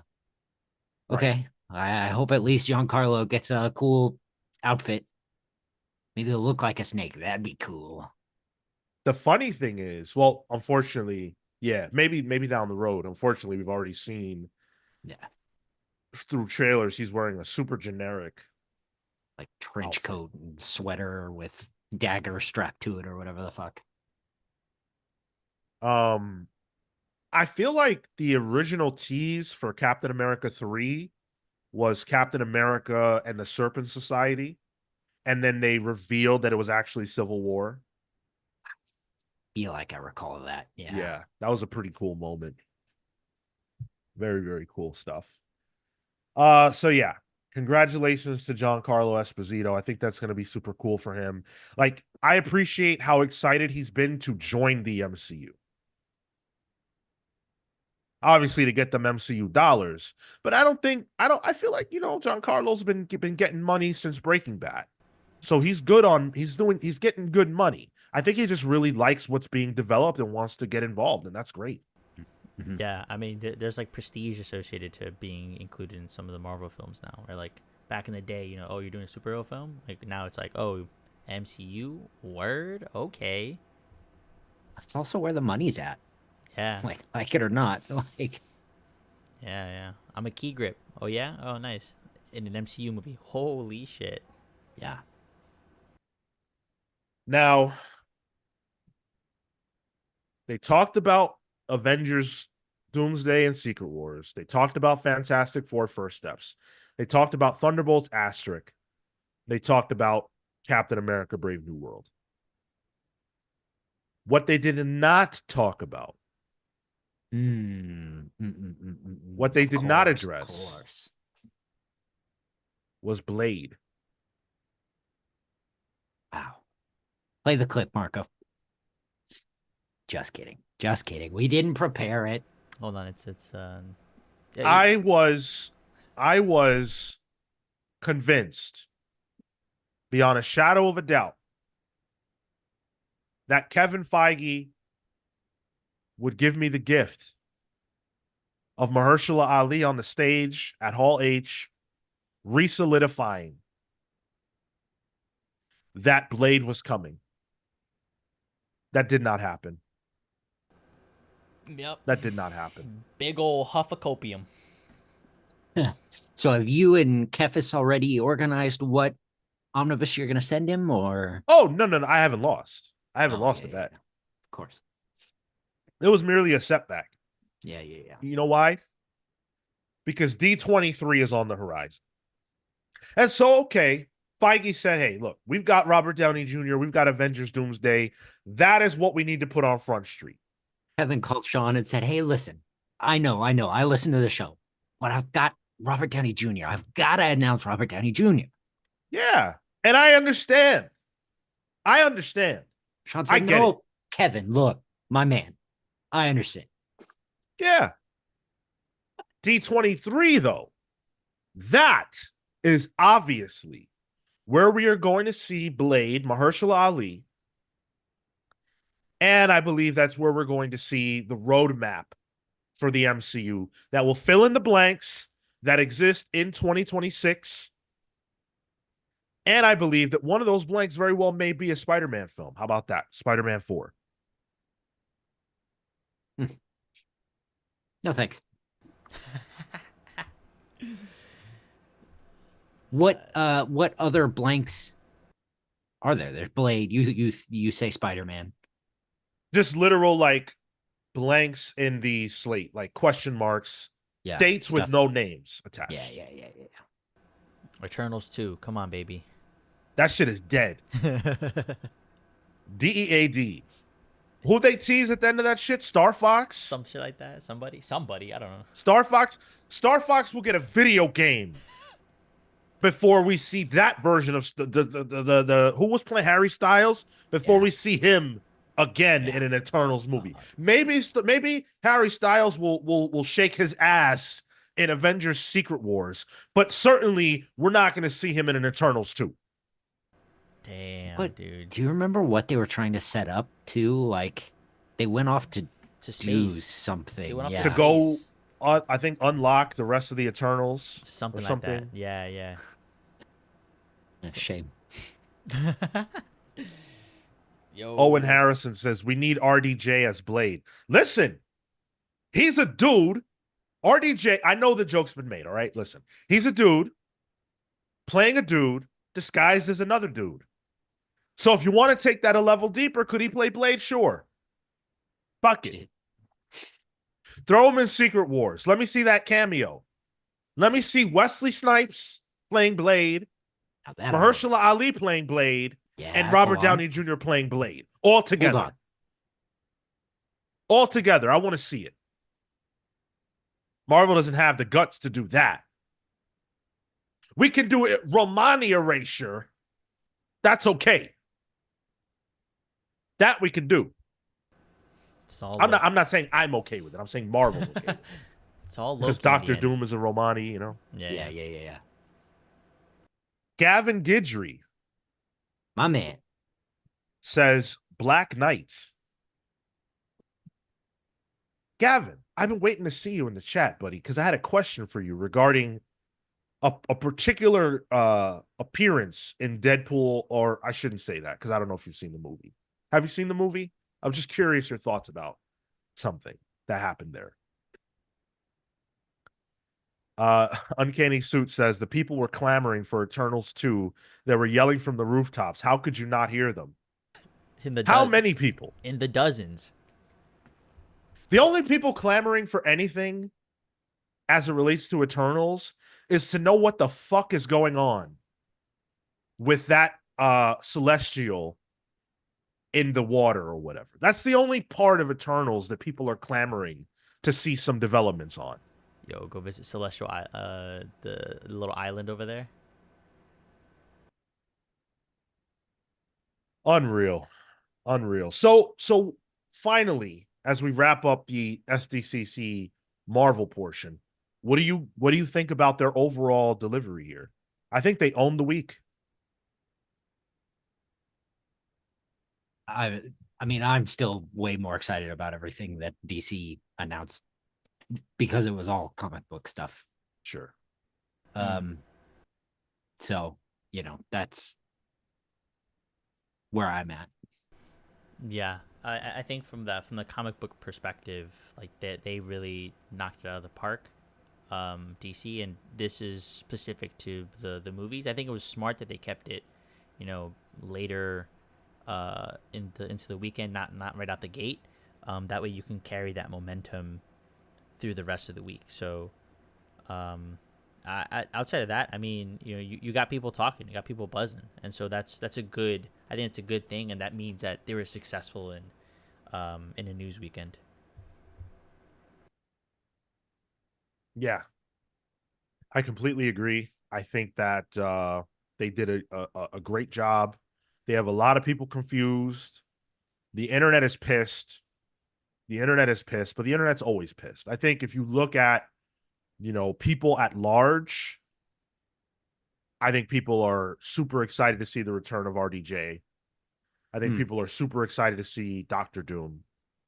And I don't think that the internet hoopla will have any effect at all on the way that these movies perform. No, no, of course not. Yeah. Yeah, I don't know. I have been speaking to a lot of people outside our sphere, admittedly like comic book people. Not I would say they're more manga people than comic book people, but their big thing to me was, whoa, Robert Downey Jr. is Doctor Doom, huh? I don't know about that. So yeah, maybe you're right, but that's not the vibe I've gotten all week. We'll see. We'll see. We will see. I am excited to find out. I'm excited for all of this going forward. But we've got a lot more to talk about. We still have a little bit more SDCC fallout to get through because uh we got some comic announcements on the DC end of things that are really exciting. Marvel put out a couple of announcements as well. Comics wise that well, you know, they're announcements. They're announcements. I don't know how exciting they are, but they are coming. So around these parts, though, you want to talk about exciting announcements. Oh yeah. Y'all in for a treat. We have a very, very, very special announcement to make right now. One that I am excited to share with you, one that we've been waiting to make, one that we've been, waiting to be able to make here on the show. And that is a special guest who will be joining us here on the show next week for the very first time. We will be joined by none other than Omar from Near Mint Condition. Let's go. Whoa, about to bankrupt all of us. I know that we have a lot of people in this community who are fans of Omar's, who listen to Near Mint Condition podcast. They have over 100,000 subscribers on their YouTube channel. And thankfully, Omar was gracious enough and kind enough to agree to come and hang out and spend an afternoon with us. So next Saturday, at a special start time of 1:30 p.m., we will be joined by Omar from Near Mint Condition. We're going to talk all about his collection of Omnibuy. If you watch any of his videos, as I have done for years now, you will see that this dude has the collection to end all collections. So we're going to talk a lot about that, about the comics that got him started in his collecting journey, and just, everything that's going on. We're going to have a great conversation. I'm excited to have him on board. And I think you guys are going to love it. So whether you know him, whether you don't, we're going to have an excellent conversation next week. And I hope you'll join us at 1:30 p.m. Eastern to partake. Look at the chat. Look at that. I knew. Popping off. Yeah. Hell yeah. I've been so excited to share this with you guys because I see through our Discord that you guys are fans. And I'm a fan of his too. So, let's bring it all in. Omar's more exciting than Robert Downey Jr. Let's go. Around these parts, you might be right. Bigger pop off there. I'm gonna be excited to hear this one while I'm doing a 4-hour drive. So I'm looking forward to this one. I will be gone next week. That's the second announcement. Sorry, Marco. Right. Yeah. Uncanny Suit says, I've developed a crippling addiction to buying Omnibuy. I don't read because of this man. That's what I'm afraid of. Gets you so excited that you'll be like, you know what? I will get that. Wait a second. Hell yeah. Get that Amazon link. Where is it? We had a very very brief run-in with Omar at New York Comic Con 2023. We didn't really get to interact too much, but seems like a good dude. Enjoy the channel quite a bit, and very, very excited to have him on board. So should be a lot of fun. Hopefully you guys will join us. I mean, in the chat, bro is the Thanos collected editions. Hell yeah. Yep. He's got it all. And a lot of times when you guys are sharing information about which collected editions are incoming, you're sharing it from him. You share from him. You share links to his videos in our Discord. And I love it. I got no problem with that at all. Yep. The more the merrier. And a lot of his stuff, I think, is how to take care of omnibus editions too, which is a wildly underreported and underutilized resource. Sure. Yeah, I have no idea how to take care of them things. Yeah. So yeah, I'm pretty excited. Atomic Hound says this is can't miss, folks. Note the special start time. I'll say it again. 1:30 p.m. Eastern. So you guys are going to not spend your morning with the pals unless you're in the West Coast. But you certainly will get to spend your afternoon with us for some time. I would love it. I would love for us to be able to get over 100 people live for this. Oh, that'd be nuts. We did it with Sal. I think we can do it again. Yeah. Let's go. Tell your friends, tell your family, tell all the folks in your lives who are comic book people. Hopefully, Omar tells the listeners of his show. Bring some of that over to us. I would love to introduce the comics pals to the fans of Near Mint Condition who haven't yet encountered us. Yeah. That would be great. A raid of the stream. Catherine says, can I spend the morning with the pals if I invite you for coffee? Oh, I can't. I don't drink coffee. I'll be late. Won't be here. It's a little early yet, but I have a question. Who's going to be at New York Comic Con? What pals are going to be at New York Comic Con? Marco's got his hand raised. Raise your hands. I want to know. Okay. Who in the audience are we going to see at New York Comic Con? Yeah. Ooh. Everybody? Hopefully. That would be great. That'd be cool. Love that. Yeah. Meet up. Get our own panel going. Then you get me a coffee. Atomic Hound says, Omar is my financial planner's nemesis. Hey, Gavin. We'll see you there. Gavin will be there. Yeah, hell yeah. Last time we saw some sneak peeks of stuff that was yet to be announced, like some of the preliminary arts and inks. Lot of fun, dude. So cool. And I think what excited us was seeing you so excited for the books that you were putting out. It's always a good time. I'm super excited to see you again, Gavin, for sure.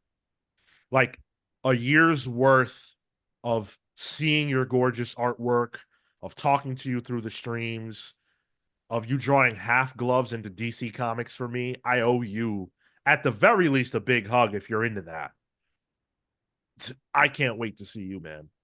I And I can't wait to see whoever else is going to be able to make it. It's going to be fun. Sean, I want that to be like, like the Comic Vine where it has like special notes for certain things. Like I want that to be like an annotation. Oh, like in this issue of Birds of Prey, this person had half clubs because of mentioned through like whatever the comics pals. Like, see more. Hell yeah. Sarcastic Enchilada says Comics Pal stonks on the come up. Yeah, that's the goal, right? We are less than 100 subscribers away from 3K. So it would be wonderful if we could reach that point, reach 3,000 subscribers within between now and after we have Omar on the show. I feel like that's pretty possible, and you guys are going to have to help us get over the hump. Spread the good word. If you like what we do here, spread the good word, get it out there, let people know what we do and that you enjoy it. Appreciate you. Also, the nomination process has begun for August's book club. And in July, we dedicated July to DC's events. This month, we are dedicating to Marvel's events. Marvel has, events going as far back as the very first one, Secret Wars, from 85 or 84, all the way to now. So that's, nearly 40 years worth of events that you guys are going to pull from to determine which book we will read at the end of the month for the book club. Now, nomination threads are up on Discord. They're up on youtube.com/thecomics under the community tab. You'll have to scroll a little bit to see it, but you will. And on Patreon for absolutely free. If you are on our Patreon and you are a free member, please tell me if you have the capacity to nominate, because I've been saying it for a while and I've seen a bunch of you join free. Does it allow you to nominate? I want to see as many nominations as we can get. I know we have Marvel heads in our community. Throw those noms down. Let's get it huge. Just looking at a cursory glance at the noms on YouTube, the first comment is Annihilation. Absolute peak event. By far my favorite Marvel event. I think Annihilation rules. I worked in high school. I worked at Hollister. I took that book into Hollister and read it under the jeans while I was working. Amazing. Yeah, I'm excited for this book club just because I don't read events, and so I think the first one that we ever did for this show that I had read was Empire, and that was when we were doing the like pals pulls under a different name potentially, but yeah, like that was probably the first one. So I'm excited to get into some of these things in Onslaught, but I've done that, so no need to nominate that one. The one thing that just grinds my fucking gears about this whole process is when Marco or someone else, frankly, decides to troll, and then you guys buy in. Why would anyone nominate Onslaught? Genuinely, what is going on? Whoa. Listen, it's an event. Whoa. It's a crossover, sure. Well, it doesn't matter what I say. It matters what you guys say. You're the ones with the power in this situation, not me. You nominate. Here in a couple days, I'm going to close the process, so make sure you get those noms in. And then the final 4 books will make it to the Patreon, where our patrons will vote for which book will be the subject of our book club. Atomic Hound says, as a DC head, my sarcastic rec would be Secret Wars 2, but the pals deserve better. Annihilation. Yeah. Spiral Storm says, I'd recommend the comic that got me into comics, Civil War. Hell yeah. I would love to do that one.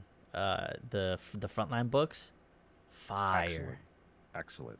I think we'd find a different angle because I feel like the last time we did Civil War, we kind of came at it at the front lines direction. So you're asking if there's a different angle we can take for this one? Yeah. Well, the biggest thing I can say is that the book clubs are put together differently now. Yeah, sure. Of So course. I would have a different thought process from the ground up, Yeah, I yeah, think. yeah. And I would also like to evaluate a little bit the aftermath of Civil War, like the impact, because Civil War kicked off like years worth. Well, it didn't kick it off, but like it was a piece of years worth of storytelling that would unfold that was so tightly wound Yeah. that you really can evaluate it all together. And we've never looked at it from that perspective. So Amin shouts out Siege. I really love Siege. Spiral Storm says Clone Saga. You better be joking.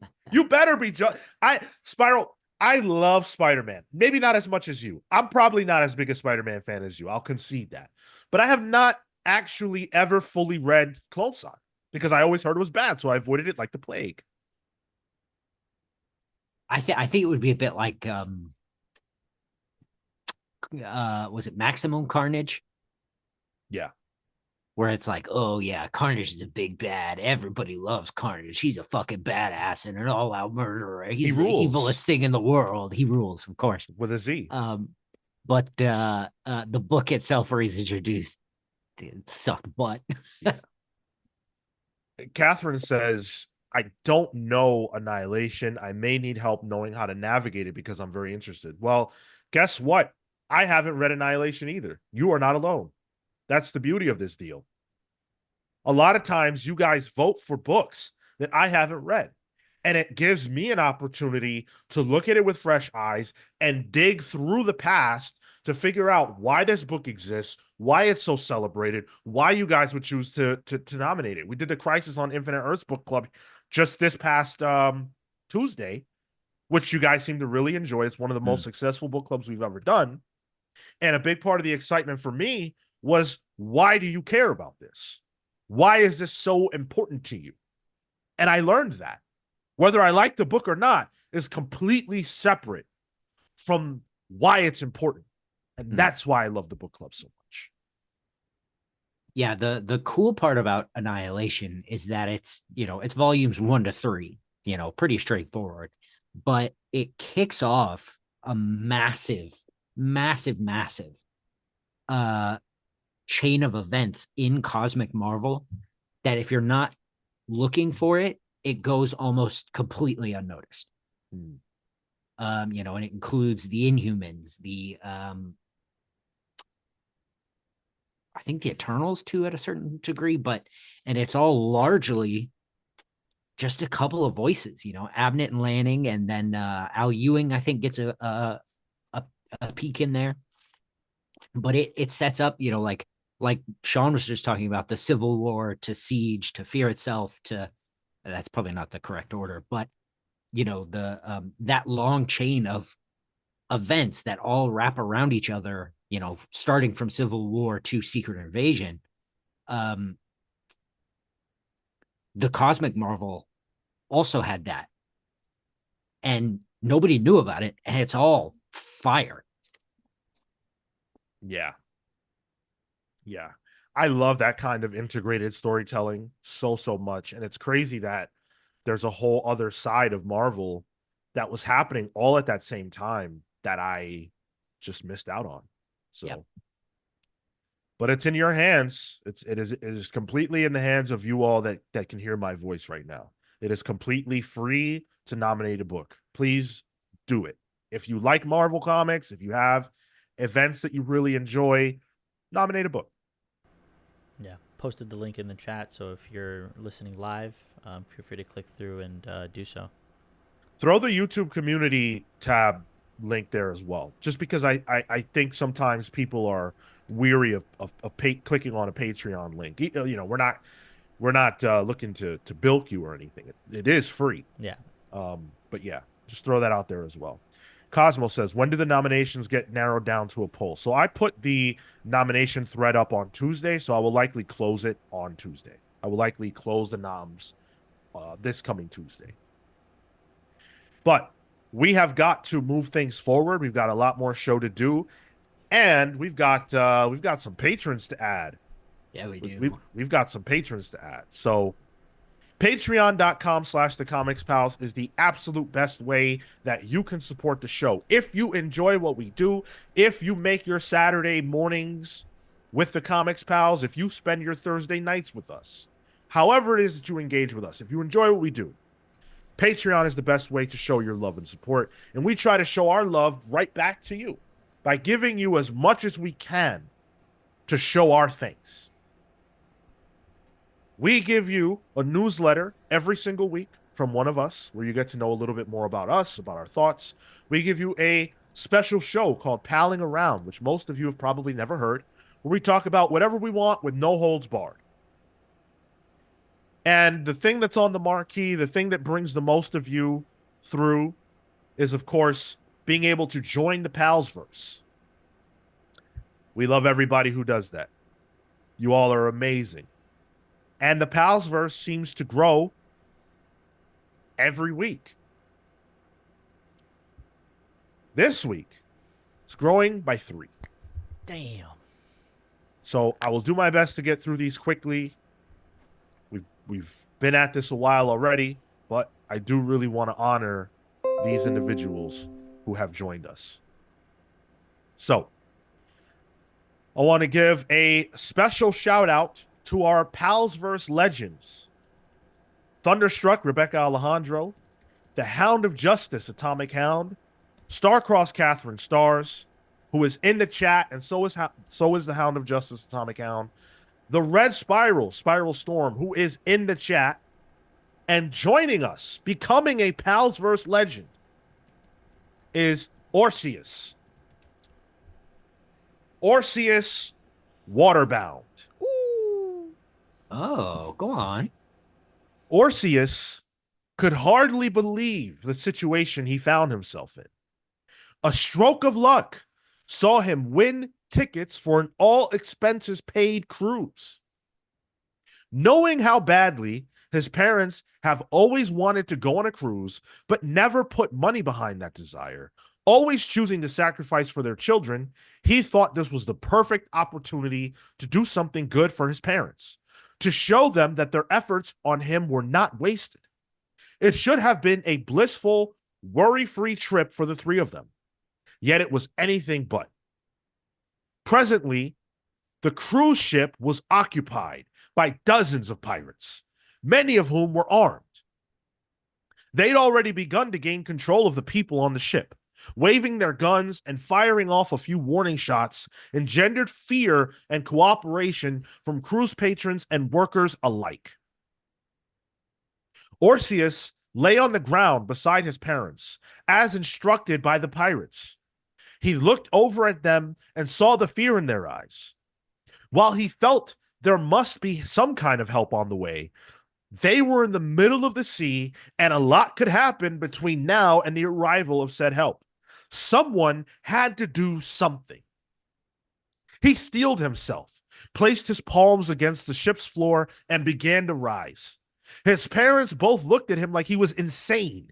His mother tugged at his leg, pleading with him to stay down.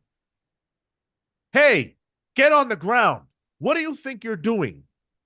Do you want to die here today? Screamed the lead pirate at Orseus. He ignored both his parents and the pirate. Whatever it is you want has nothing to do with us. Take what you're here for, but let the vulnerable among us go back to the cabins. We won't get in the way of your work. The pirate leader smiled and looked around. Ah, you think to tell me how this will go? Are you the captain of this ship? He approached Orseus quickly, and in moments was right in his face. Over a dozen guns were trained on Orseus now. Any action he took would result in him having a body full of new holes. It wouldn't matter if you were, boy, because I am the captain now. You are weak. You have no power here. He motioned for two of his goons to grab Orpheus, and before he knew it, their hands were on him. He tried to resist and shake them off to no avail. Why don't we give our hero what he came for, huh? You wanted a tour of the ocean, yes? The men dragged Orpheus to the edge of the ship and pressed him against its railing. His parents and the rest of the ship's occupants watched on in horror, knowing there was nothing they could do to help. Give him the tour. Let him see the depths of the ocean, and let it be his grave. Orpheus began to fight with everything he had. He screamed and clawed and grabbed for the railing, but it was useless. The men overpowered him and soon had him halfway over the railing. He looked down and saw the inviting water below, what would inevitably be his final resting place. He took one look back at his parents, whose eyes were filled with tears and hopelessness, and then he was falling. His body crashed against the water. The pain caused by the fall quickly fell to the back of his mind as his body sunk deeper into the water. He struggled to make his way to the surface, but he'd never learned how to swim. While his will never wavered, the water's tug was too great and dragged him even deeper still. It was almost like it was pulling him down, like it wanted him to be a part of it. He heard a voice there in the depths, a soothing, comforting voice that told him his time had not come, that the ocean was waiting for him. Fear left his body and he closed his eyes, succumbing to the watery depths. The pirates continued to terrorize the cruise ship and the people aboard it. There was no hope in sight. There was no help in sight. It was the patrons, it was the cruise workers, and it was these pirates, and the pirates were going to have exactly what they wanted. Or so they thought. At that moment, water gushed out and up into the sky like a geyser, splashing onto the cruise ship. And at the top of that geyser was Orpheus, who had been risen up by the water itself, rising out of what was intended to be his grave, resurrected, reborn anew by the water. It pushed him forward, and he yelled at the pirates, "This will not be your day." Water burst out of him, burst out and smashed into the pirates. They shot at him, but the water rose up and created a shield of hard water that caused the bullets to bounce right off. He made very quick work of the pirates, putting them down with ease and ensuring the safety of the people aboard the cruise. The water lifted the pirates and dumped them off the ship into its own contents, sending them to the depths. Who knows what'll ever happen to them?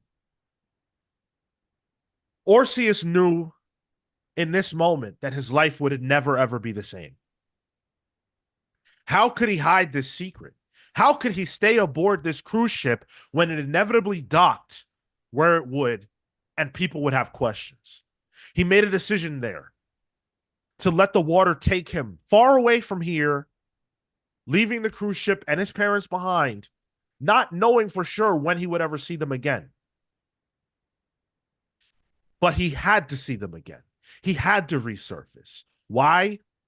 Because there was a world out there of people who would take what did not belong to them, of people who would terrorize otherwise innocent, peaceful people, people who needed help. And Orpheus would step up, but he would not be alone, because now the water itself, the life of the earth, was behind him. He was waterbound, and he would use that water to save the world. Thank you, Orpheus, and welcome to the Palsverse, you Palsverse legend. Let's Or see if go. you are the captain now. Hey. Hell yeah. Very There good. you go.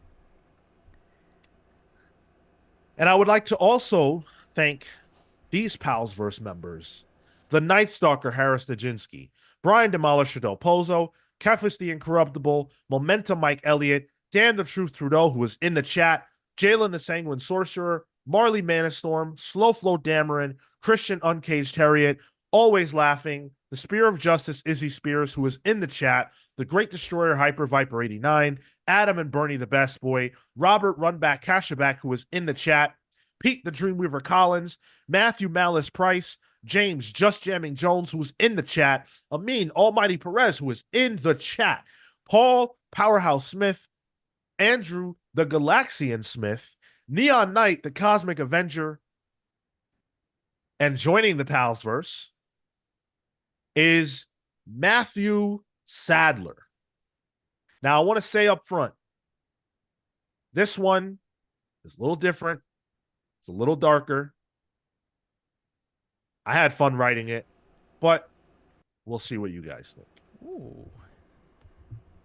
A fear of darkness is something all humans will feel in their lifetime. Some only as children, many well into adulthood and until death. It's a fear of the unknown, of what could be, of what may lurk and linger in the shadows. For Matthew Sadler, there was no question. He learned of what hides in the dark as a mere infant. He would scream and scream until it sounded like his vocal cords might shatter, hoping his parents would come and relieve him from the torment. They believed in the cry it out method of sleep training and slept with earplugs in to cancel out his screams. His cries fell on deaf ears. It was not being alone in the dark that caused Matthew's dread. It was knowing he was not alone. The darkness menaced him throughout the night, twisting shadows to make sharp teeth and claws, his toy stuffed animals appearing monstrous and gruesome, showing him images of violence against his parents. As he grew older, so did the shadows grow more insidious. Now he heard a voice in the darkness that would whisper his greatest fears to him as he tried to sleep, a grim lullaby of terror that sung of a world in flames and shadow. One night, while Matthew's night terrors were particularly bad, his father had had enough and decided he would give his son something to cry about. He entered the room, belt in hand, leaving the door slightly ajar behind him. He approached his son's bed and raised his hand, preparing to rain a blow down upon him. His son's tear-drenched eyes gazed up at him in horror. He watched as the shadows rose behind his father, seeing them take on a horrifying, grinning visage. That shadow shape seemed to reach out for his father and wrapped its long, thin fingers around the neck of the man. He struggled and scrambled to break free of the shadow's hold on him while Matthew cried out helplessly. Before long, there was no struggle left in him. We will not allow harm to come to you ever again. All we have tried to do is prepare you. You have nothing to fear of the shadows. The voice crept out of the shadows like a thief, barely more than a whisper. As the shadows began to drape Matthew like a black, enveloping comforter, he realized he had never before this moment felt safe. Since then, Matthew has lived a life in the darkness, made his home in it. He has used it to build an empire of crime, built on pain he has caused others. He is now known as Mr. Sadler, or more commonly, the Shade. He now realizes that all those years ago, the shadows were showing him visions of the future, of what he and it would do together.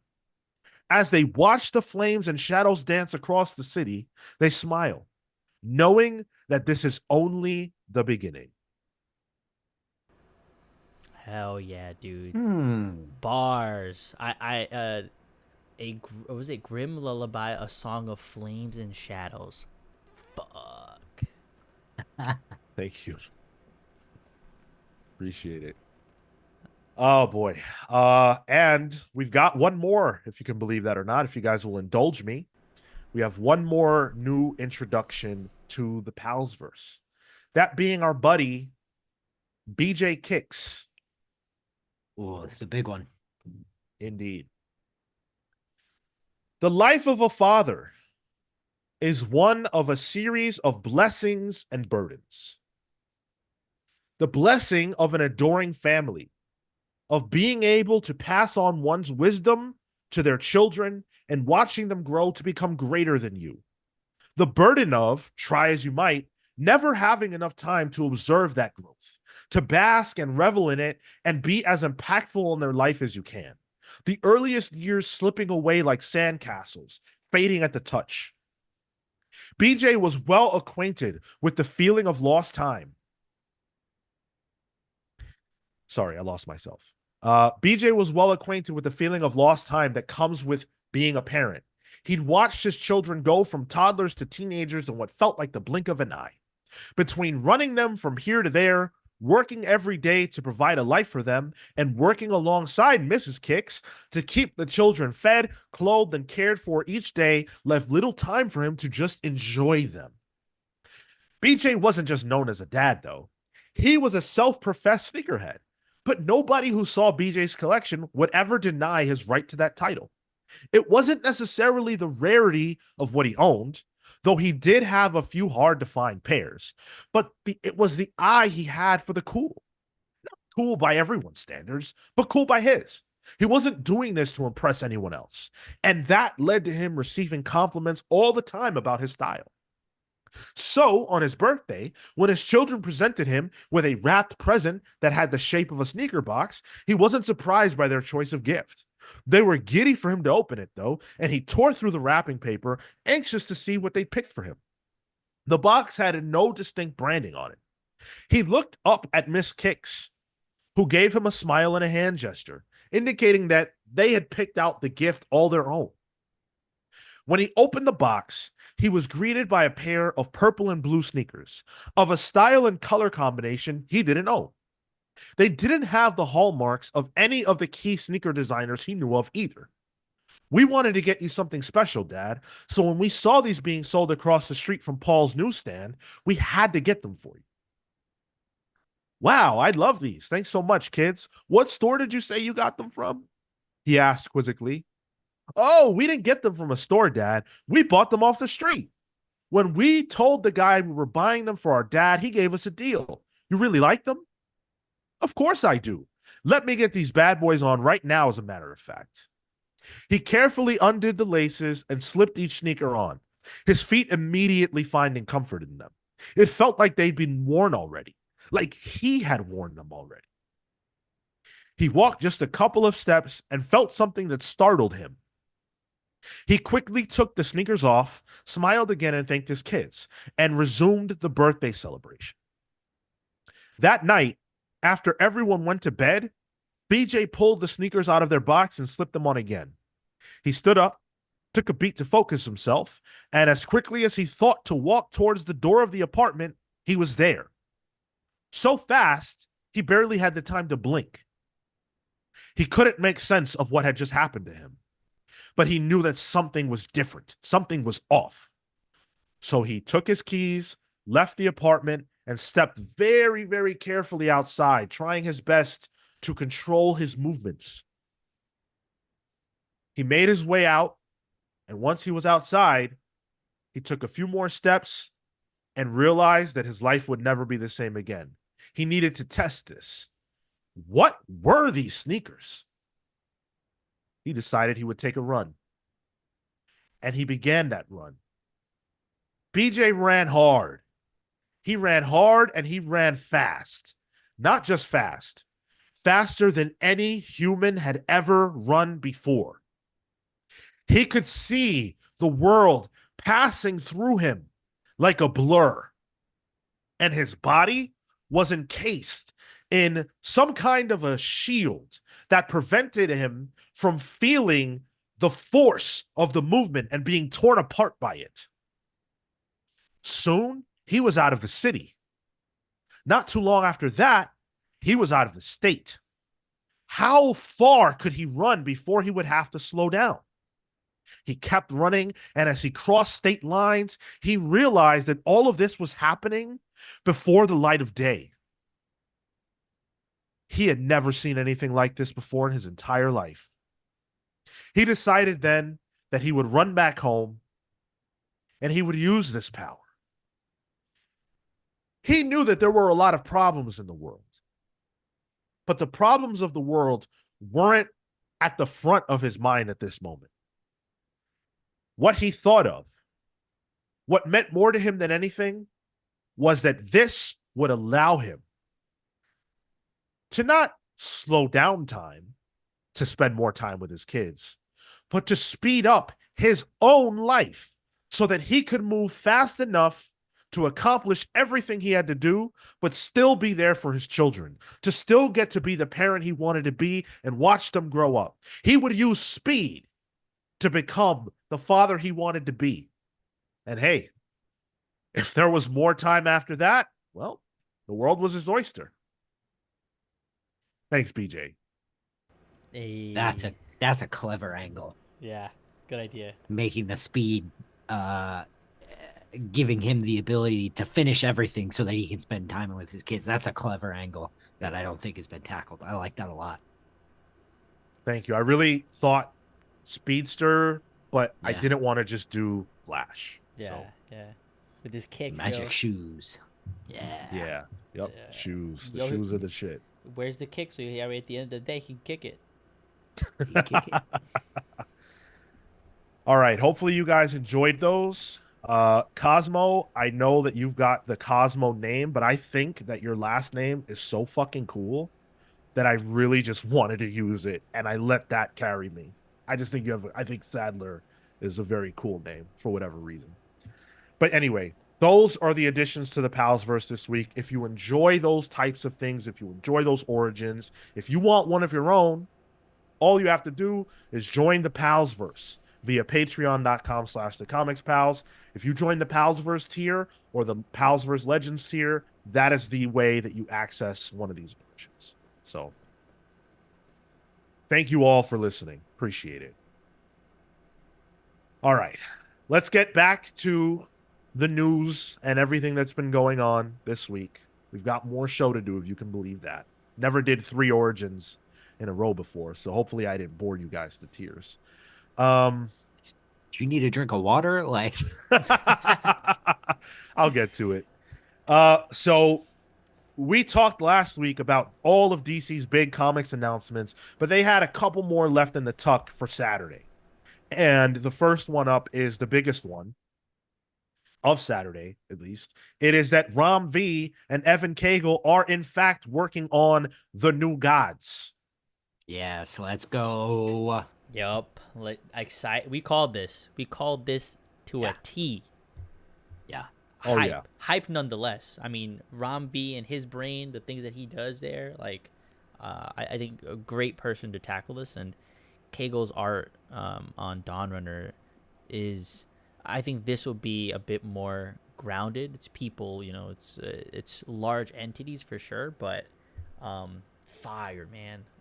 I think this is a great pairing. I could not be more excited for this. I've been really, really excited for what Ram's book was going to be. Again, even though it was pretty transparent that he was working on New Gods, I just think he's so right for the job. I gave my idea of why that's the case last week on the show. He just approaches storytelling in a very unique and different way. He integrates a lot of different cultures and histories and mythologies into his storytelling that come from places that a lot of us aren't familiar with. And that makes old feel new. And I think that's perfect for the New Gods. His indie stuff twice over now has dealt with gods in some capacity, like these higher beings, and so I think he has an understanding of what that mythology does, what it needs, how it works. and how you can apply that to comics. Perfect. Hell yeah. Now the Evan Kagel factor is something that I have said that I don't love Dawn Runner's art from the perspective that the mechs, I feel like because Evan Kagel hasn't done sequential storytelling much prior, he doesn't always choose the right moment to draw around, if that makes sense. He doesn't pick the right angles for me. And it's not always clear what I'm looking at. But the new gods don't have mechs in them. They have people. They have human, shapes and bodies. And that he can do. That he can draw his ass off. So I'm really looking forward to see the evolution of his art and his version of these characters. I think this is a fire announcement. Yeah, yeah. It's insane, and Ram has even said the art in, because he was pretty upfront that working with Kagel, he was newer to the scene, he's newer to sequential, and so over the course of Dawn Runner, that art has grown, that his capabilities has grown, and so to now get the bump up to this and to be able to do something with DC and in this kind of universe, yeah, even this cover, which I'm assuming is Kagel, is really, really cool. Good angle, dynamic. The only thing I'm annoyed about is that we interviewed Ram too early. Yeah. Ain't that the way? Yeah. Always. Let's call him. Let's see if we can get him on right now. Hit him up. Ram actually did an AMA on X, and he talked about what we can sort of expect. He said it's going to rotate point of views, locations, and motivations. It's a big cast. And I want to say thank you to DCU. We're at DCU World for putting this together. All the big points that Ram made during the AMA. Plans on introducing other antagonists for the new gods. Chemistry of Scott and Barda is one of the pillars of the emotional drive in the story. Will introduce several new characters. Revealed he is taking inspiration from GOT and Dune for this book. The larger structure of the book is based around eschatology, myths, and stories from India. That goes back to what I said earlier. Eschatology. Yeah, thank you. The new gods will interact with the old gods and other factions like the Lanterns, Thanagarians, and other space civilizations. Ram V said he loves drama, and part of the initial thrust of this story hinges on the chemistry and relationship between Orion and Mr. Miracle. And finally, he says any new fan can walk in blind and enjoy the book. This sounds like he's got a fucking rule. Yeah. Super excited for this one. A new fan being able to walk in and enjoy the book is great for me because I don't know shit about the new gods. Yeah. And I think that's what you have to do with them. Like the fourth world Kirby stuff, it exists kind of in a fractured way. It's not unified necessarily through multiple titles, and so to have to consolidate that and introduce you in a singular way, I think is probably the best approach. Because then otherwise, the only other way that you've done it is through different titles, through ancillary characters. Mr. Miracle, for example, with Tom King, like you get the world of new gods, but it's through the perspective of a singular person. So like, right, yeah, like that's the only new gods I have exposure to. Is the Mr. Miracle stuff, and that's it, really. Yeah, that's all that's been relevant. Sure. Yeah, that's a good point. Since Final Crisis. Right. Yeah, they were kind of put on ice a little bit, huh? Yeah. Yeah. I'm all in on this one. Hell yeah. Absolutely. Atomic Hound says, just to confirm, this is ongoing. Yes, this is definitely ongoing. Very excited for this. MP says it's a special thing when you have a highly talented creator paired with a property that perfectly matches their creative sensibilities. It doesn't happen that often, but when it does, it's magic. Hell yes. Hell yes. I love the magic of comics. And there are times when it feels like that. Silhouette says that during a PCP interview, someone asked if Rom wants to do a crisis event, and Rom said this upcoming book, New Gods, is pretty close to it. Let him cook. Cool. Let him cook, dude. Pop culture philosophers, I Yeah, believe. yeah, Yeah. Okay. good channel. Yeah. Yep. Leatrix says, I want more stories of what's happening now with the New Gods. I hope Rom won't lean too heavily on a bunch of backstories of New Gods history never mentioned before. Some are expected, of course. I see what you mean. I see what you mean. And I think given like if you take the example of like Kieran Gillen's Eternals, I think it's definitely possible to modernize something like that and make it Yes. accessible. Um, your mileage may vary on how all that shakes out, but it is possible, and it is possible to make it good and entertaining. Yeah. Yeah. I'm totally in league with that. I think this is going to be fantastic. Silhouette says, do we think Absolute Green Lantern and New Gods will cross over since Rom and Ewing discussed DC books they want to do? Hmm. Mm, I didn't some of our lore heads tell us that uh the realm of the New Gods, Apocalypse, and the New Gods planet, which I definitely know, there and Oa, I think, are all in their own one Yes. universal thing that can see everything. Yes. New So I guess it's Genesis. New Genesis, of course. No, I knew that, it was in my brain. Uh huh. Um, uh, I guess it's possible with Joe the absolute Green Lantern. Is it this? I guess depends on how that whole thing shakes out. I feel like it might be more interesting to deal with um the bigger, broader Lantern Corps, especially with the various colors that have been introduced by Johns, and also the ones that are being played with now with by Jeremy Adams. Mm-hmm. Yeah, I think this is great. I like when DC and Marvel play with characters that, really could use a boost. And I Yeah. think the New Gods are that. And also, there could be stars to come out of the New Gods. Like, Mm. I think Mr. Miracle and Big Barda have to be leveraged by the DCU on film. Dark Side obviously going to be leveraged. So Rom, in a way, is charting potentially the future trajectory of the New Gods in on the big screen. Uh, and to that, isn't Tom King still working on something like in the movie world with related to New Gods? That was canceled. That was him and I believe Ava DuVernay Right. Right. were Oh, working okay. on a New Gods film, and that got That's right. That did get um, okay. yeah, Gotcha. binned. Yeah. I think they've said there are elements of it that will show up in the line, but I think Tom King is still involved in the DCU altogether. Oh So yeah. He's yeah, he's um he's a part of the writing team for not only Green Lantern, the show, but Supergirl, Woman of Tomorrow.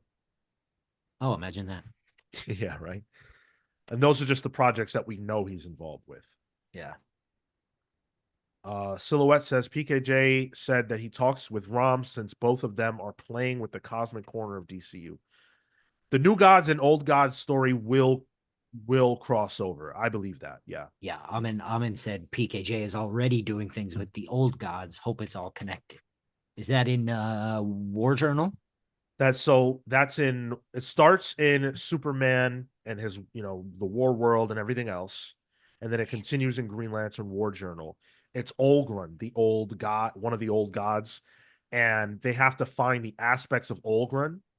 And so in War World, there's an encounter that involves one of the aspects of Olgrun, and then Green Lantern War Journal deals with some of that in a different aspect. It's very cool as fuck. Like, if you like The Last God that PKJ did, it feels very inspired by that kind of like fantasy storytelling, that World of Warcraft, Lord of the Rings, like we're on a mission, but it's in space and it's big and it's with all these different characters. So PKJ has crafted an area of DC for himself that he can go to on any book he's on. Yeah.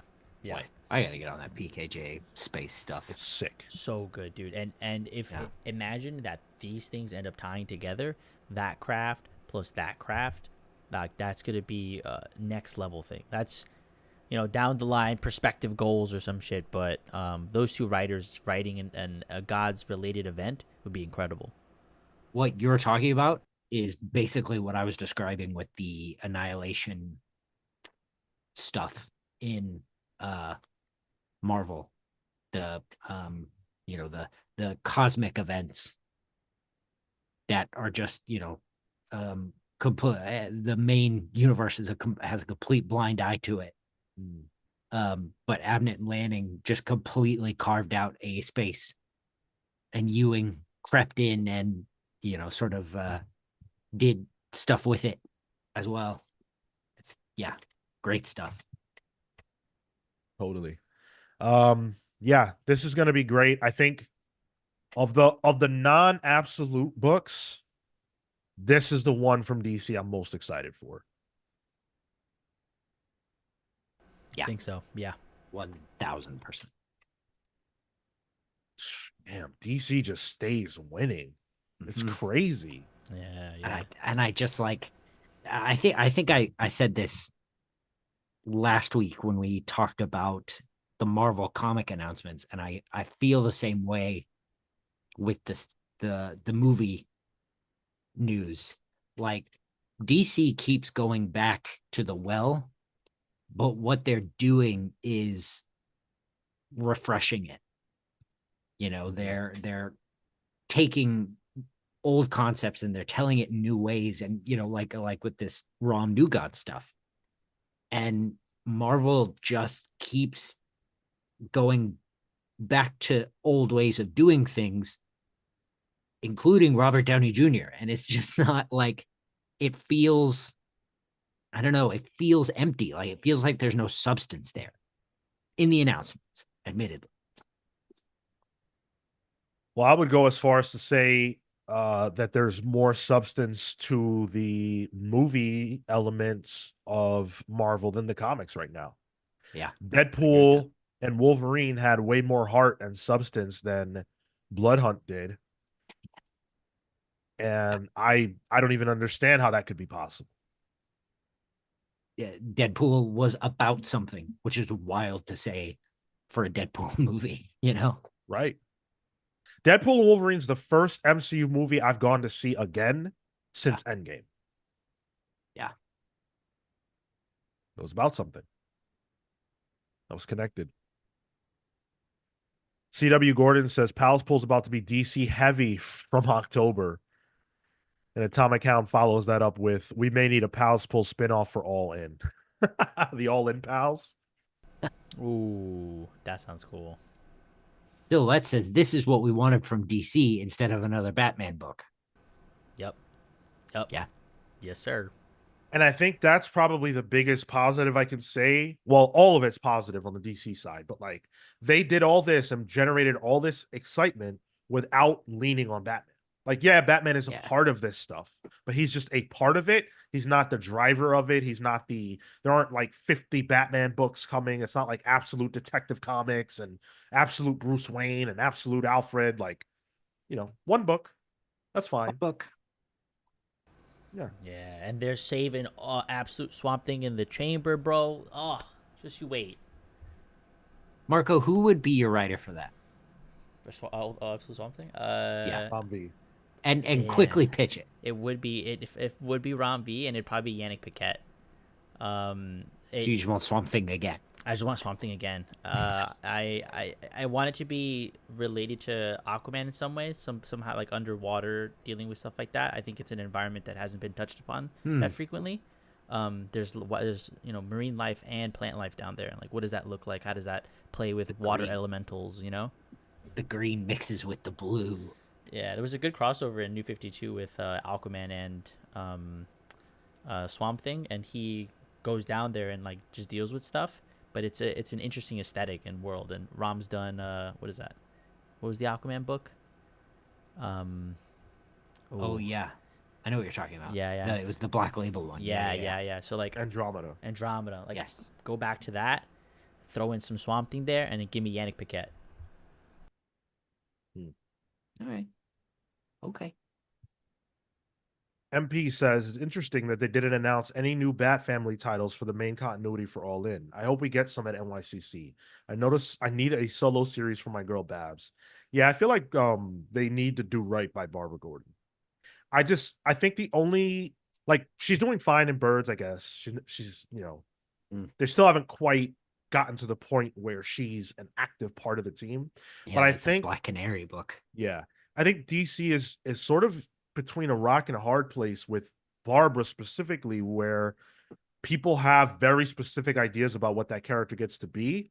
And if she's Batgirl, then it's ableism. If she's not, then it's erasure. It's like, what the hell do you do? Yeah. And then when she's both, it's confusing. Yeah. Because the only reason she became Oracle was because she was paralyzed. And then even after that, it's ableism. So right, which personally I don't agree with that at all. I think it's in story she recovered. I don't think it's ableist the idea that a character was able to recover from an injury, but this is the way that the internet talks about Batgirl, and I think that a part of why she hasn't had a solo series in a while has to do with that fact. It's frustrating. I also, that was it. I think it must have been Tom Taylor that did the her sort of spine aid or whatever. Yeah, to help her be Batgirl. But like people have that kind of thing in real life. Like it's not, it's an aid. people wanted him dead. People wanted Gail Simone dead because she walked in the New 52. Yep. She was fully Batgirl. All right, let's talk about the JSA. Never thought I'd say those words. You have my attention. I know. So there is a new JSA series coming, although they have been in a form of purgatory with the current JSA stuff due to Jeff Johns. But the JSA is getting a new series that is going to be coming from Jeff Lemire. Hell yeah. Art by Diego Orlotegui. Excuse me? All right. Mm-hmm. What do you make of that? I don't know. The art I've seen looks really, really good. And it's a big 2 book. I'm not surprised by that. The Jeff Lemire angle is what I'm hesitant about. I've never been too big a fan of his in-universe work. I like his indie stuff a lot more. Black Hammer? Well, that's his universe. Oh, sure. That said, Black Hammer is his universe. That's basically a massive mashup of every superhero that's ever been created. So, yeah, I'll let him cook. I don't know if I'll sit at the table yet, but I'll let him cook. I have no connection to the JSA whatsoever. I don't think I've ever read no, that's not true. I've read some of the Jeff Johns JSA, but that's it. I look at this cover or this, this promo art, looks great. I see one problem. I see a Wildcat. And I got a problem with that. See a dub, bro. That's what you said. Look, we established it in the Crisis on Infinite Earths book club. Wildcat himself said he sucks. So I don't have to say anything. The man himself, he had to be replaced. He's old. His bones were broken down and dusted. Why should I take this Wildcat seriously? Top Batman, bro. He's the guy. Yeah. So did Capito. So did a lot of people taught Batman. In fact, I actually taught him a little bit of something, something. Yeah. Okay. That you would believe this. Batman got a lot of his grouchy attitude from me. Yeah. I'm the one who taught him how to split personalities. Shawn and Nar.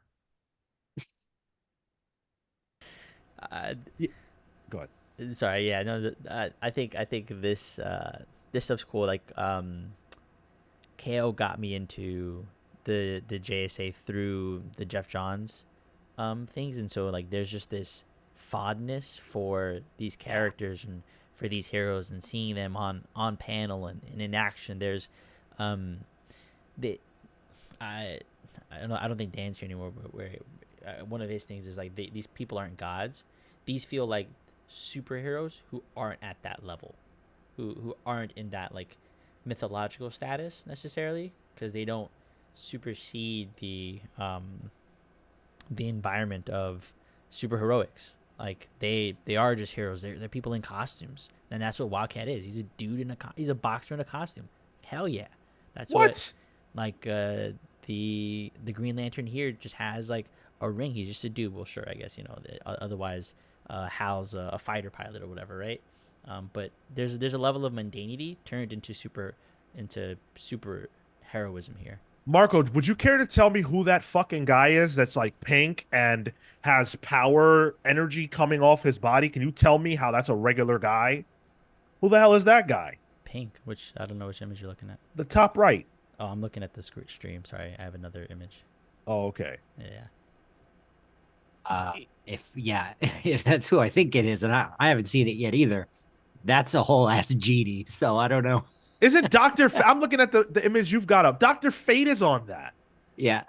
Yeah. These aren't regular people. What the fuck? These are some of the most powerful characters in DC, and then Wildcat. Listen, he's earned his spot. Yeah.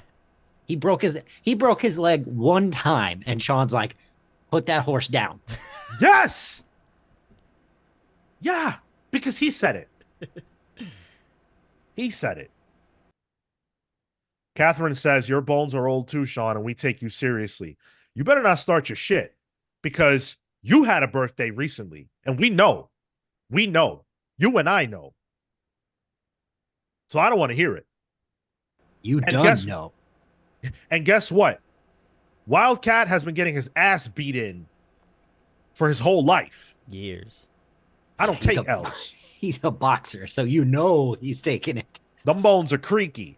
As C.W. Gordon points out, that our man is just a guy who takes a pill. Yeah. My man pops that blue chew and he can go for an hour. So Wildcat's good to go anytime. Don't even. That is a perfect sponsorship. Blue Chew, can you reach out, please? Because we can work with that. You want to be like Wildcat? You want to be like our man? Pop this pill. You'll be able to go for an hour, man. Just one. You don't want to hurt yourself. That's right. Any longer than that, consult your doctor.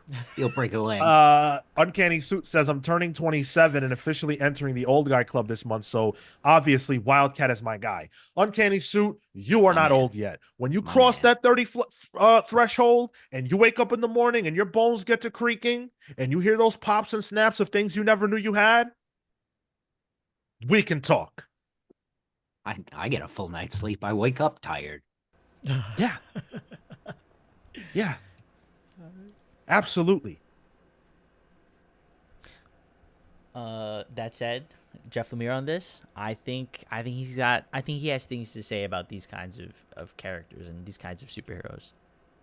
The thing that excites me about Lemire, and the credit I will give him, is that at a certain point, it really seemed like he was supposed to sort of come in and be sort of the new Jeff Johns in the universe.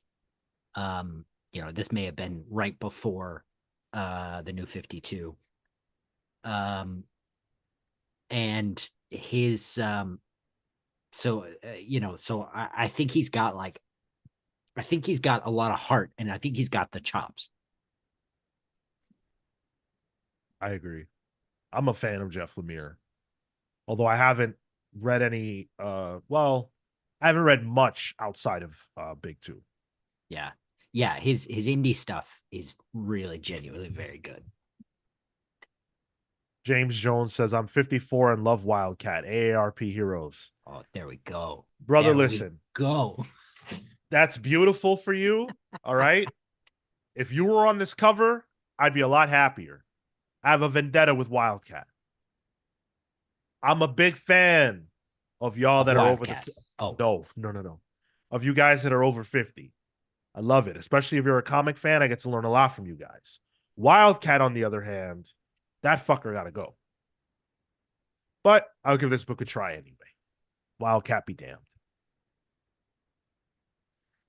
Let's see what else. Leatrick says, I'm probably in the minority of people who enjoyed the Terrifics. We had Terrifics celebration the other day on this podcast. I don't remember. yeah, not a minority around here. Yeah. D13 CJ says, Bones hurting. In your 40s, it gets worse. Every day hurting. Dude, why? Why would you tell me that I have only pain to look forward to in my future? I already got pain I'm dealing with. All right. I don't want more of it. The shade's out there, bro. That's why he's out there causing a ruckus. You gotta start having to work out, get your muscles ready for when you hit 40 and you're slugging those DC books down from Hydra Comics. No kidding. Dude, I recently lost 30 pounds. Okay. Oh, Damn, congrats. wow. Thank you. And I thought that this is how naive I am. I thought, man, now that I'm losing all this weight, my back's gonna stop hurting. You know, my knees. I'm not like a big guy or anything, like, you know, but Yeah. still, I thought all these Age, changes, you know, like, guess what? No, I'm in more pain. Why? Because I lost that weight by walking, and walking hurts. I lost that weight by working out, and working out hurts. Everything hurts. You gotta wake up and hurt, and then you gotta stretch to stop the hurt, but the stretching hurts. It's just insane, right? Like, it just never ends. You know what else never ends? Marvel's comic book announcements. The announcements that are coming from Marvel for From the Ashes. That never ends. And guess what? They continue to hurt. We just got an announcement for Psylocke #1. Yeah. Which puts the count up somewhere to like 16, 17, somewhere in that God range. Damn. We knew it was coming. We didn't know the creative team. We now know it's Alyssa Wong and Vincenzo Caratu. They will be tackling Psylocke in November. Why wait for that? The announcement, I mean. I have no idea. Why tease it one day and then announce it the next day? Did they not know? Like, oh, we got to really figure out who we're gonna put on this book. Can we hurry up? We got an announcement to make tomorrow. Oh shit, who's free? Just put Alyssa Wong's name on it. We'll ask her later. So this is what we have solicit wise. Launching in November, Psylocke will be written by blah blah blah, drawn by blah blah blah.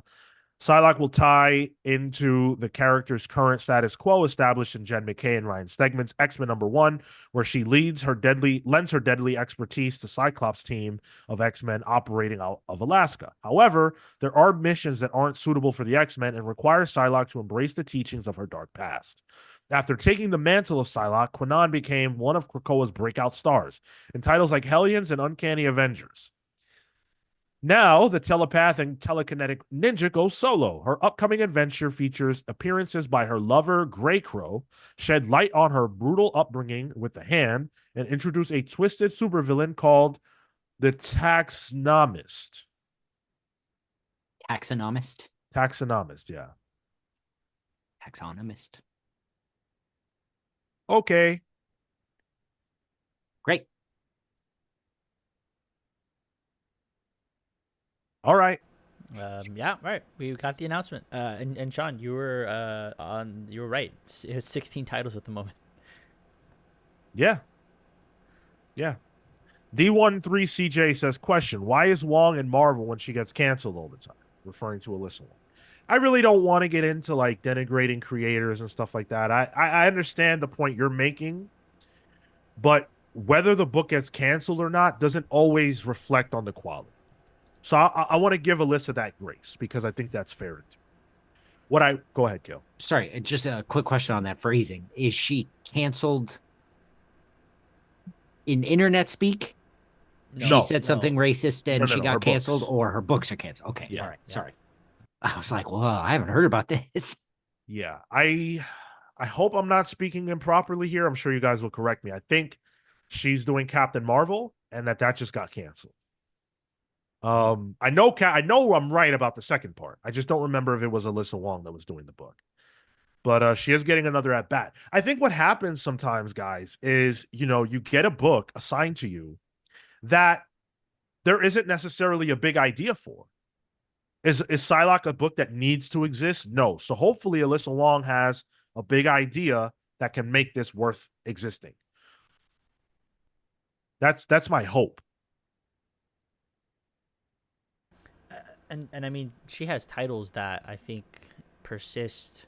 Like she's been a writer on Dr. Aphra, if not from the beginning, through for quite a while now. So like Sure. she has the cachet. I think to your point, it's very much you get a larger character that just doesn't hit, and it makes more financial sense for the book and the company they're in to just be like, sorry.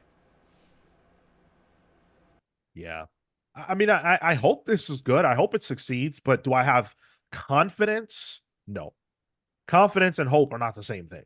I don't have confidence. I don't think I've read any Alyssa Wong book beyond the first issue, unfortunately. The voice just never spoke to me. It was Captain Marvel, by the way. Okay, cool. Yeah. Mike Guzman says, so happy I was able to catch a live show. I'm happy that you were able to catch a live show. Thank you for joining us. Appreciate you being here, dude. Man, great work. What's up, hot dog? Hell yeah. Marvel also announced Laura Kinney Wolverine. Whoa. So another From the Ashes. Well, it's not branded. It doesn't have the From the Ashes branding. So I don't know why not. Yeah. She gonna go team up with Spider-Man, you think? I don't get this, but to me, that puts the number up to 17. 18. Is it 18? No. Isn't Psylocke? With these two, it was 16. Oh, okay. Oh, cool. So this is the solicit or whatever. Mutants and humans, after everything we've done, this city's about to explode. Get ready or get dead. Sick. We want to show you all different sides of Laura. There will be crying and laughing, says writer Erica Schultz, who is going to be tackling this book. She did the Deadly Regenesis story with Laura last year, and she is going to be joined by artist Chiara Belviso, who did the Blood Hunters book, and this is going to launch in December. So we got the cover. It was done by Elena Casagrande. And then we have a little bit more information about this from the synopsis. It will see Wolverine enter the darkest corners of the Marvel Universe, places that neither the X-Men nor her friends and Nyx would dare go, to defend mutants who can't defend themselves. Her violent methods and unstoppable determination make her a one-mutant army, striking fear in those that take advantage of her kind. But as her reputation grows and more mutants in need turn to her, she may just find herself a target. Okay. Cool. This is an exciting character. I think there's a little bit of legacy there, similar to Psylocke, but I think for some of the familiarity at large, I think this character probably has a bit more of that cachet, and coming off the movie as well. So this is cool. I like seeing this, especially post the Deadpool drop. Oh.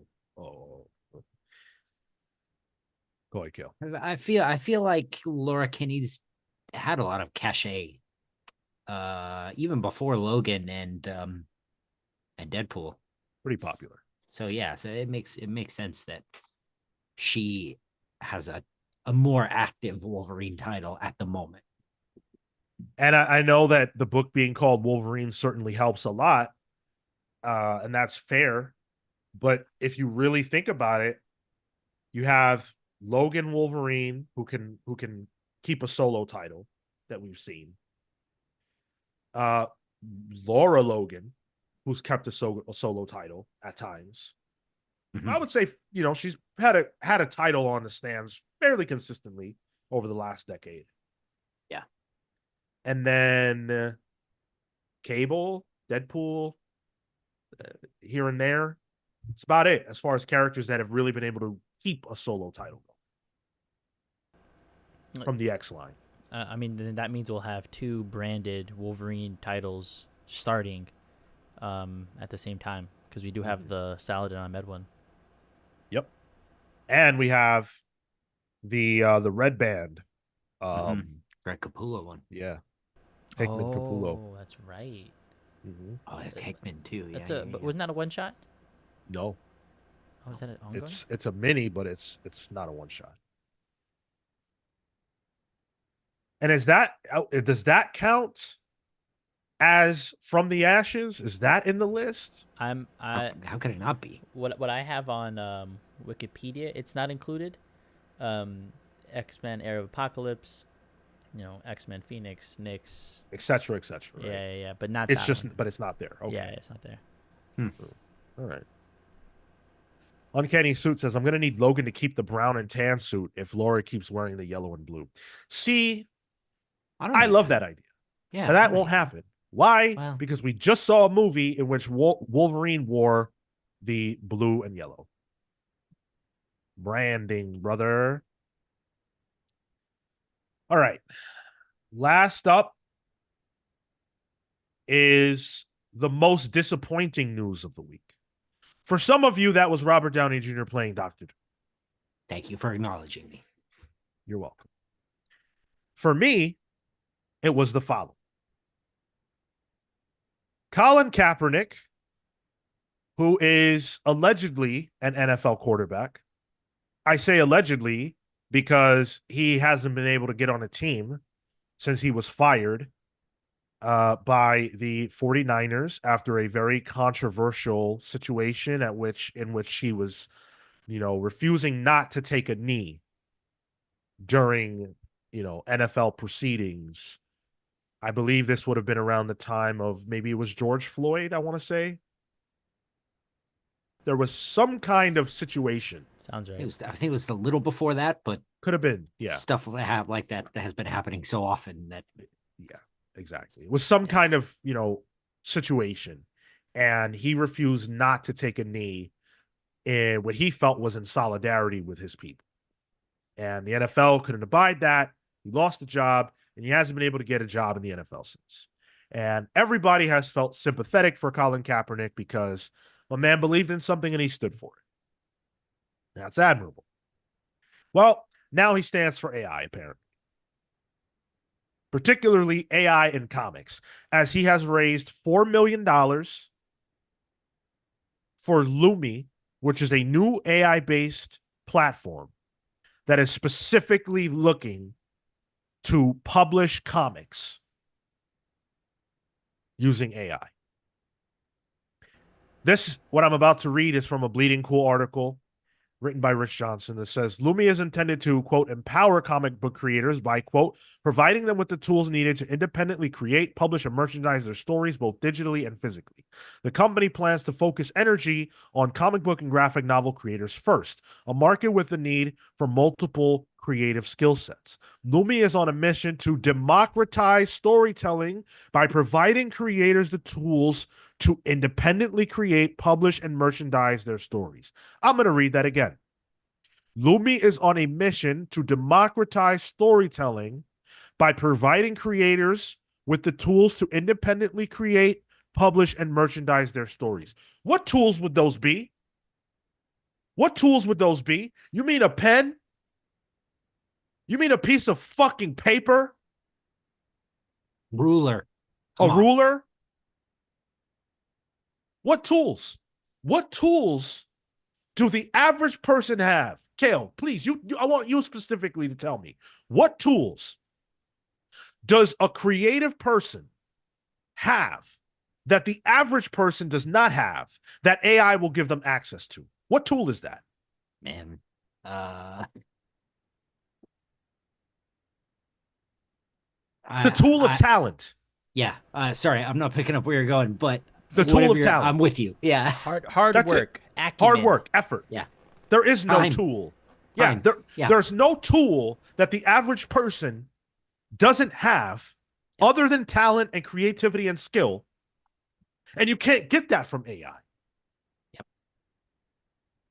Colin Kaepernick went to San Diego Comic-Con and he walked up and down Artist Alley trying to speak to creators and curry favor for this. And from what I have read online, to a man, he was told to fuck off. Good. Whoa, did not read the room, my dude. You're going to Comic-Con to sell creators on their replacement. What a fucking dork. Hey, Yeah. if you sign up for this, we'll be able to ingest your data and your images and scrape that, and you can output. Whoa, sorry, bud. I'm busy. Give me a second. You can go fuck off. Oh, here. Sorry, I'm drawing Deadpool right now. I can't. Yeah. I'm a little busy here. Whatever you're saying. This is awful. Go ahead, Marco. I'm sure you have a different opinion. Bold. I mean, I signed up for Lumi, so I don't know. Fuck off. I'm just gonna see what it is. Shit. Like, I play with different AI tools at work, and like, this is just like that next wave of something. And if this is meant to be in that perspective of comics, I mean, I don't think it's correct if it's taking from unlicensed art and if it's building its own thing. But if it's a tool, I'm just gonna see what it does.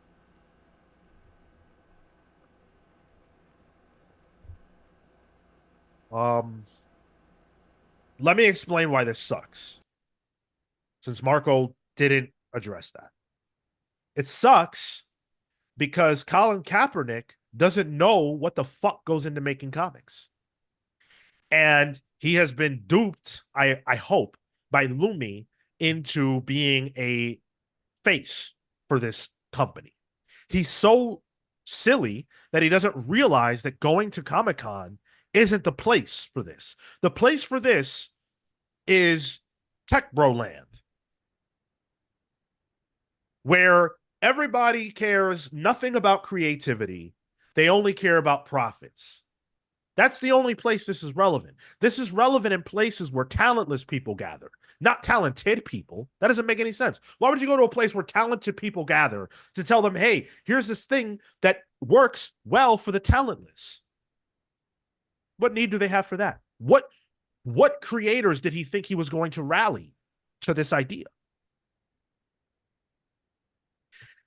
This is something I've been thinking about a lot. Creativity and art isn't just the finished product. It's not only the result. You cannot simply evaluate art by the result. The only way you can appreciate art is to not just appreciate the result, but the work. You have to be able to appreciate the talent and skill that it takes to make any kind of art in order to appreciate it. If you only observe the final result, it is very easy to forget that humanity was required to create the final result. And humanity dictates that there will be blood, sweat, and tears. And if it don't have that, it ain't art. But there is a wave and what feels like a movement to not only disregard the creative process in favor of the result, but to denigrate the creative process, to say that the creative process is not necessary for creativity. What are we doing? And it's not, it's past the AI conversation as well. This is, there are decades of underfunding in arts programs. I think there's an argument to be made that the focus on the education system leaning toward the STEM programs, science and technology, and those, that's not to say that those are bad at all, or not necessary, but with the focus on that instead of or taking away from arts programs, it's taking away from the human experience and allowing people to examine it for what it is through art. Yes, exactly. You want to democratize art? Put that 4 million in some fucking classrooms. Yep. Put it behind some kids that could learn something. Let me tell you something.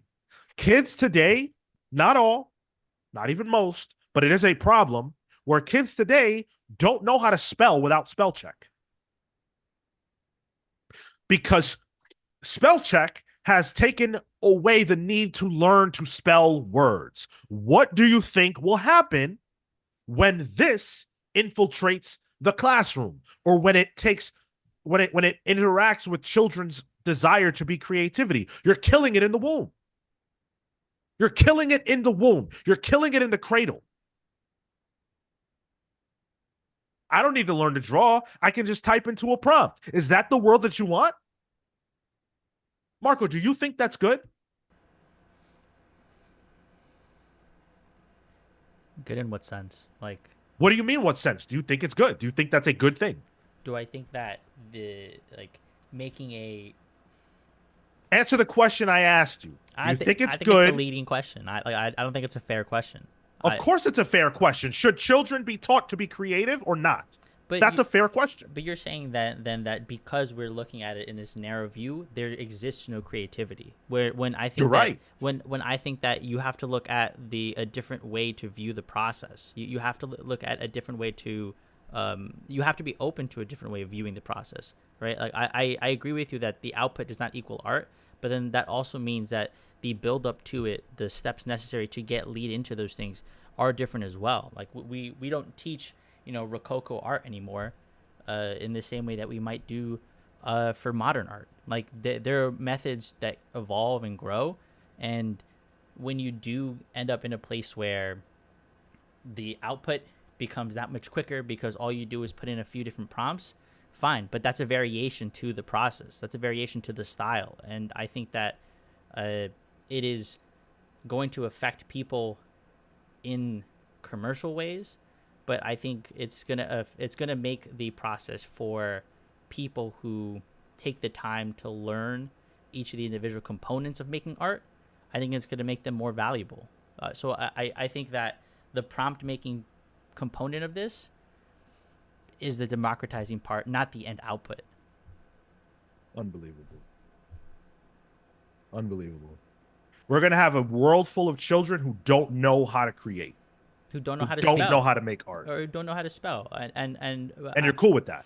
I'm not saying that I'm cool with that. I think that's an unintended consequence of the advancement of technology. But I think that with that, I can type faster. I can still make words. The fact that they know what word that they want to say, regardless, it's the same way when no, but it's the same way as when somebody says, "Oh, I'm," and somebody jumps in and says the word. Like you. No, it's not anything like that at all, dude. But you have not anything like that at all. But you have the capacity to know the thing without needing to know its components. That doesn't mean that you're focused on the output, right?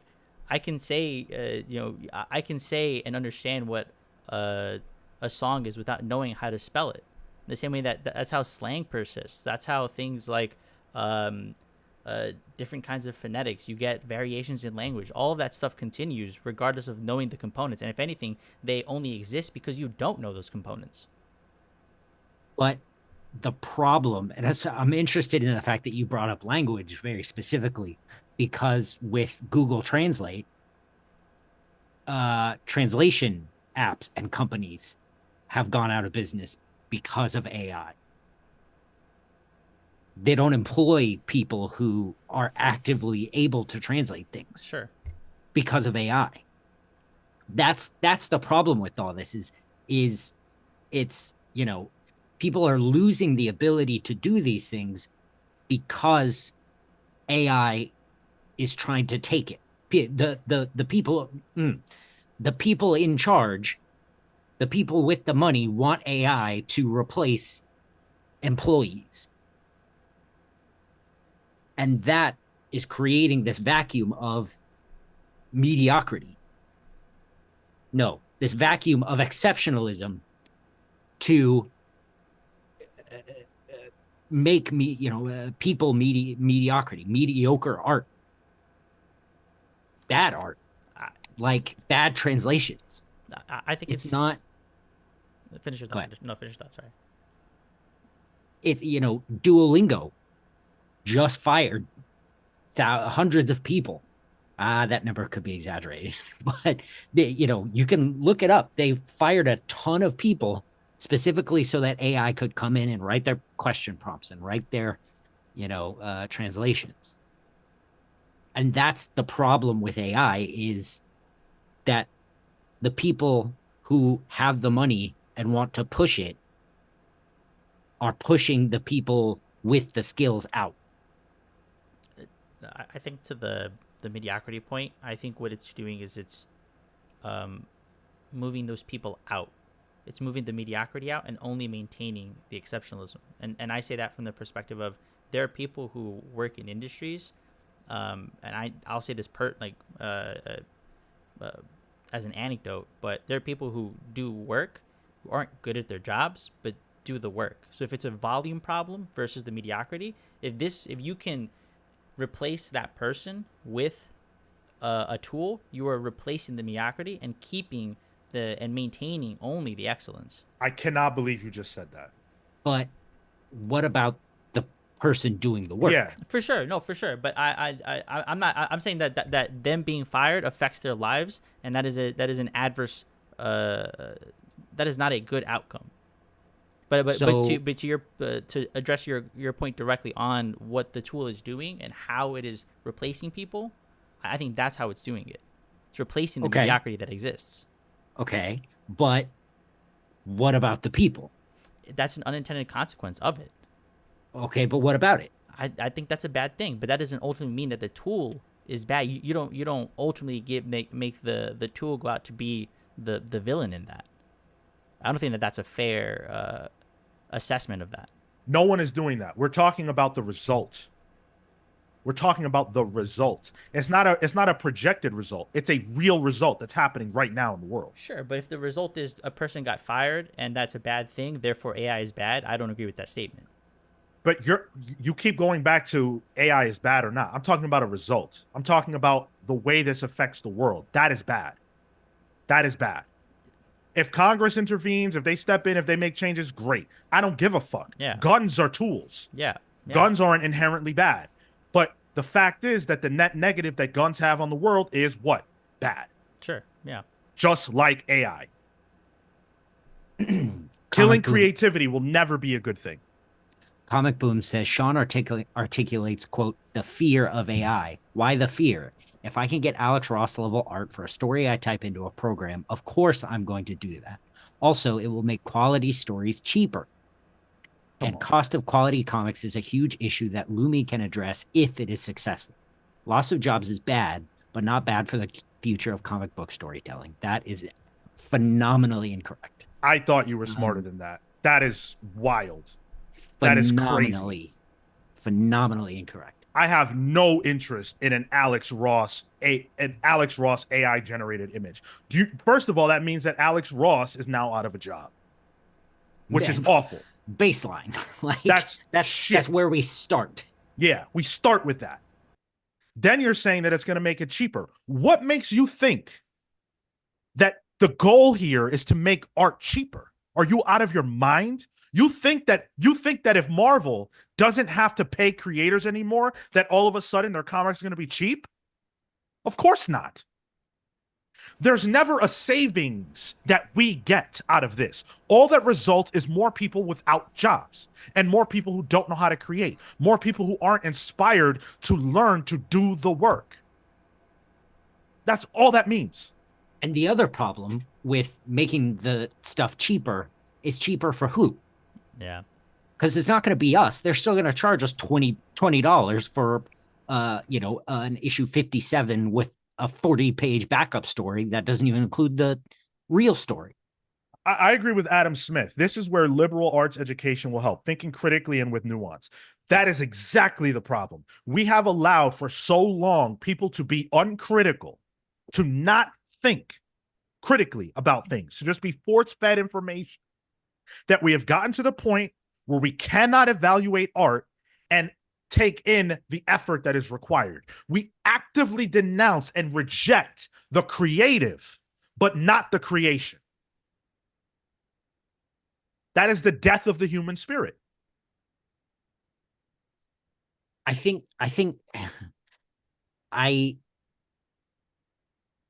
I feel like there's so many better ways AI could be used in art spaces.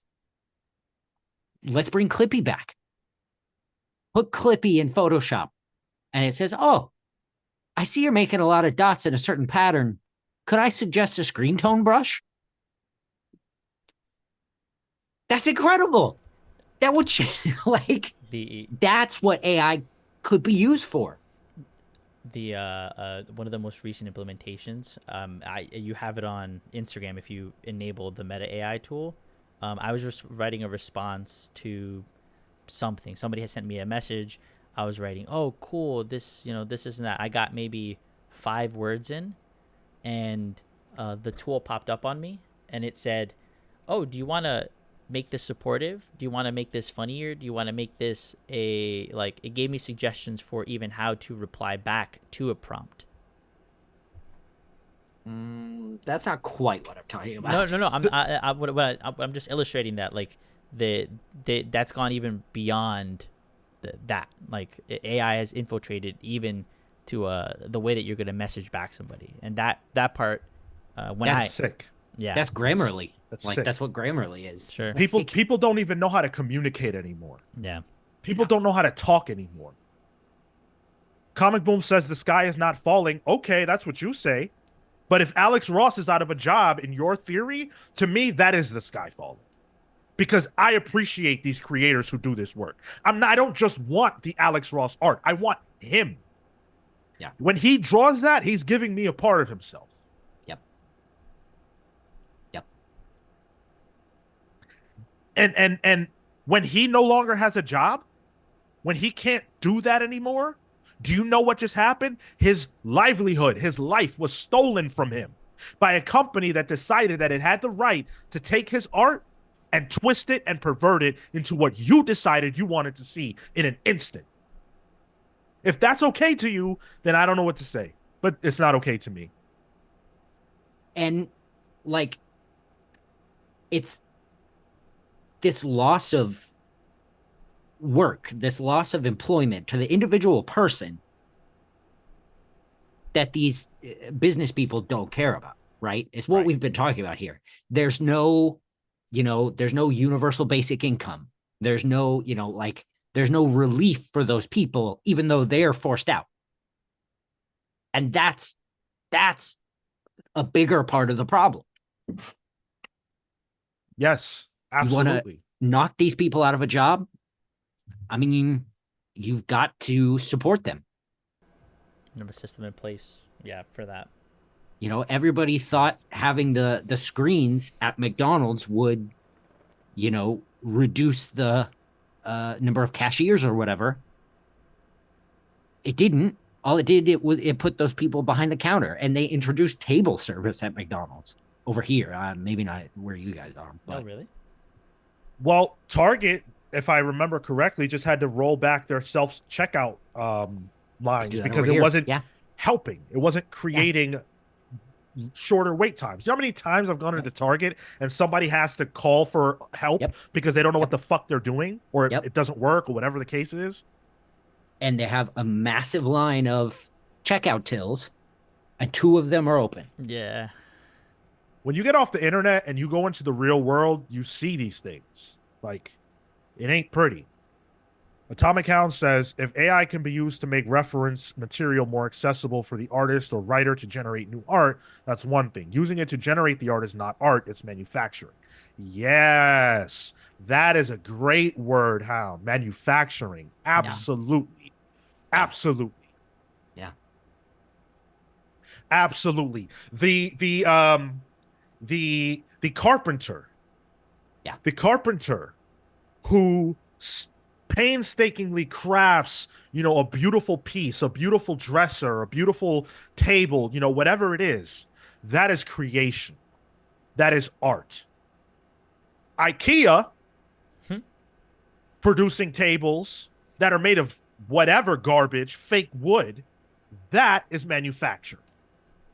And obviously, in that level, we need manufacturing because unfortunately, we live in a world where there aren't as many carpenters as there used to be. But guess what? Their job is not valued in the way that it used to be. Maybe if it was, we'd have more people doing that, but we don't. So we have manufacturing. But art can't be that. Well, it can't be valued in the same way.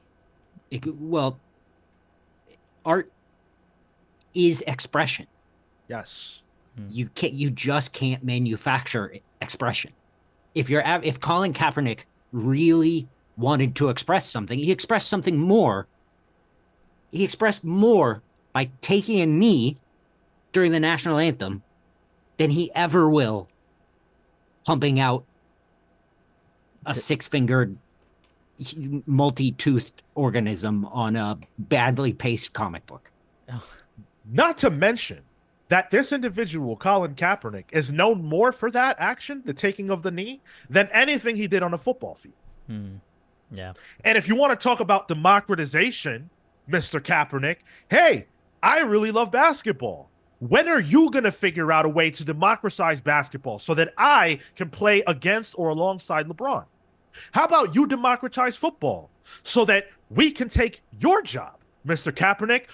Oh, I forgot. You don't have a fucking job. This is your job, peddling horse shit.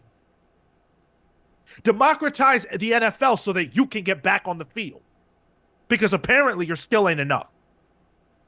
But it's enough for Alex Ross to work. It's enough for Kelly Thompson to work. And if you want to see them replaced with robots, you have fun enjoying that world. That doesn't sound like anything I want to be a part of. Beast Lab Rat says there has been hundreds of jobs lost in the factory business. So is the argument that AI is bad because it's not art, or the argument that people losing jobs? It's both. People are, of course, going to be mad about the loss of jobs in various industries due to the progression of technology. But in different situations, there may be a logic. So, for example, the world's population has grown dramatically. The need for things has grown dramatically. So you can't necessarily wait around for the carpenters to do the work that it takes them to do to produce dressers on a mass scale. That is why you need mass manufacturing, so that everybody can have the things that they need. That does not cross over with art. It's not the same. You can't mass produce art in that regard. It doesn't work. You don't have to have an Alex Ross painting in your apartment, but you probably do have to have a chair. Or at least not the original. You have the print. Right. You don't even have the original. Right. But even still, the print can be manufactured. Right. Right. So that print is the ultimate democratization. The access to it. So everyone can have that. Yep. Exactly. Creativity, writing, drawing, that's democratization. Comic Boom says a potential new comic reader could care less if the art is manufactured or hand-drawn. They want to be entertained. At heart, we are all Romans in a Coliseum. Speak for yourself. Speak for yourself. You don't speak for me. You don't speak for me. I don't feel that way at all. That's wildly incorrect. I don't understand how a genuine comic book fan could feel that way. You mentioned the history of the comics industry before. Do you know the history? Do you know the struggle? How can you say that and then also bring up the history of comics? Are you bugging? The history of comics to this day includes people barely being paid to tell stories that they are passionate about, while people who say what you just said enjoy it and don't give a fuck about the person. People who pirate comics and don't actually spend money on them. Yeah, they're a comic fan because they engage with it, but they don't support the industry. They're not behind it. I don't give a shit about those people. I don't pay 1 second of thought about those people.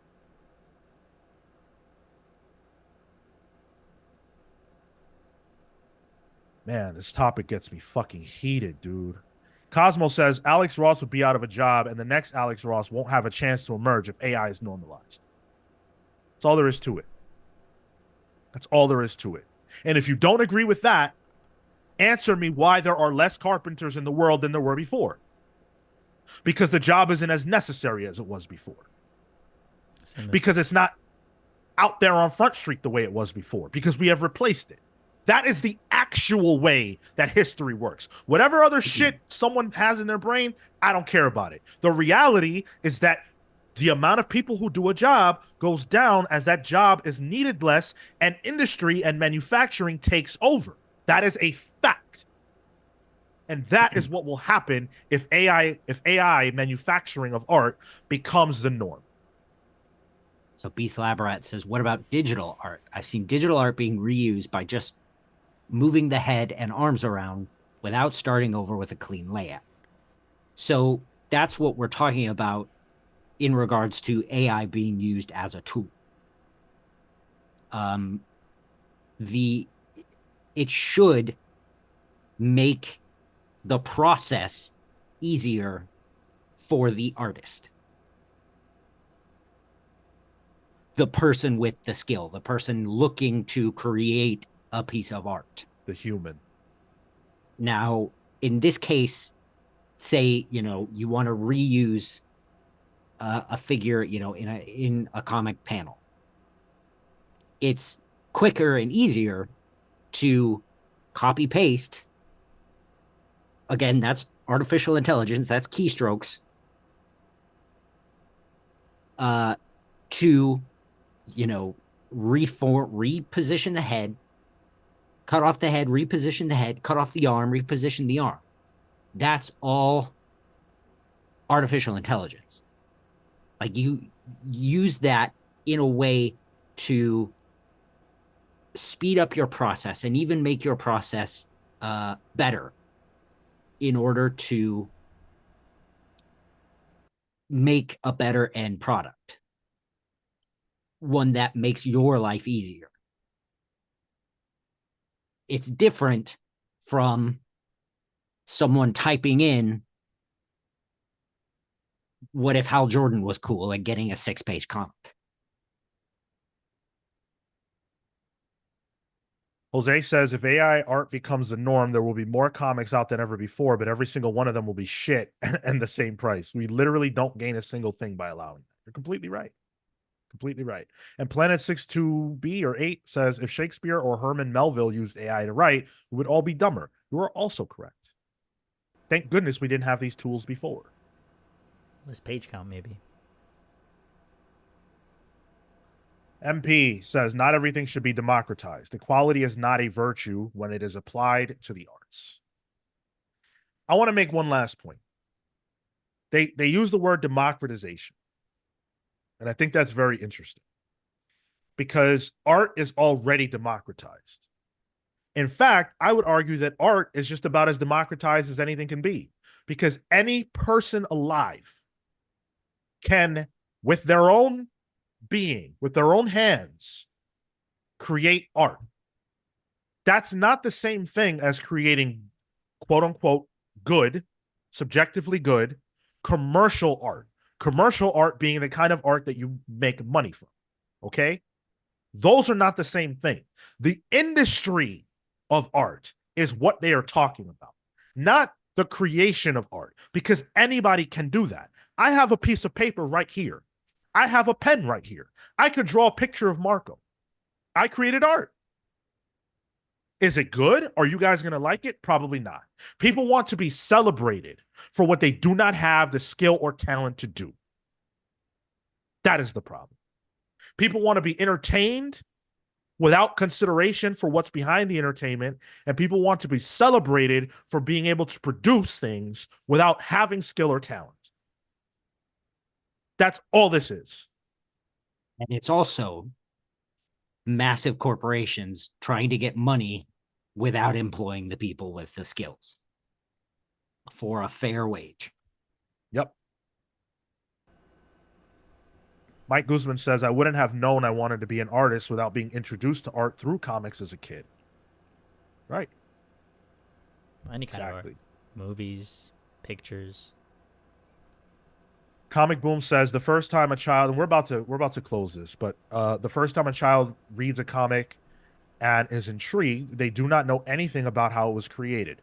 Would they lose their love of the comic if they were later told it was created by AI? No, probably not. Maybe not like as a child, because children don't know any of that Anything. stuff. Yeah, they don't know anything. They know what you tell them. The problem with your scenario is what it leaves out. It's what Mike Guzman said. It's the idea that that child is then told, here's how you create, here's how this is created. Go to the computer and type in Bluey, Bluey and Scooby, and type in Bluey and Scooby comic, and then you will be able to enjoy that. And that child will now believe that that is how all great art is created.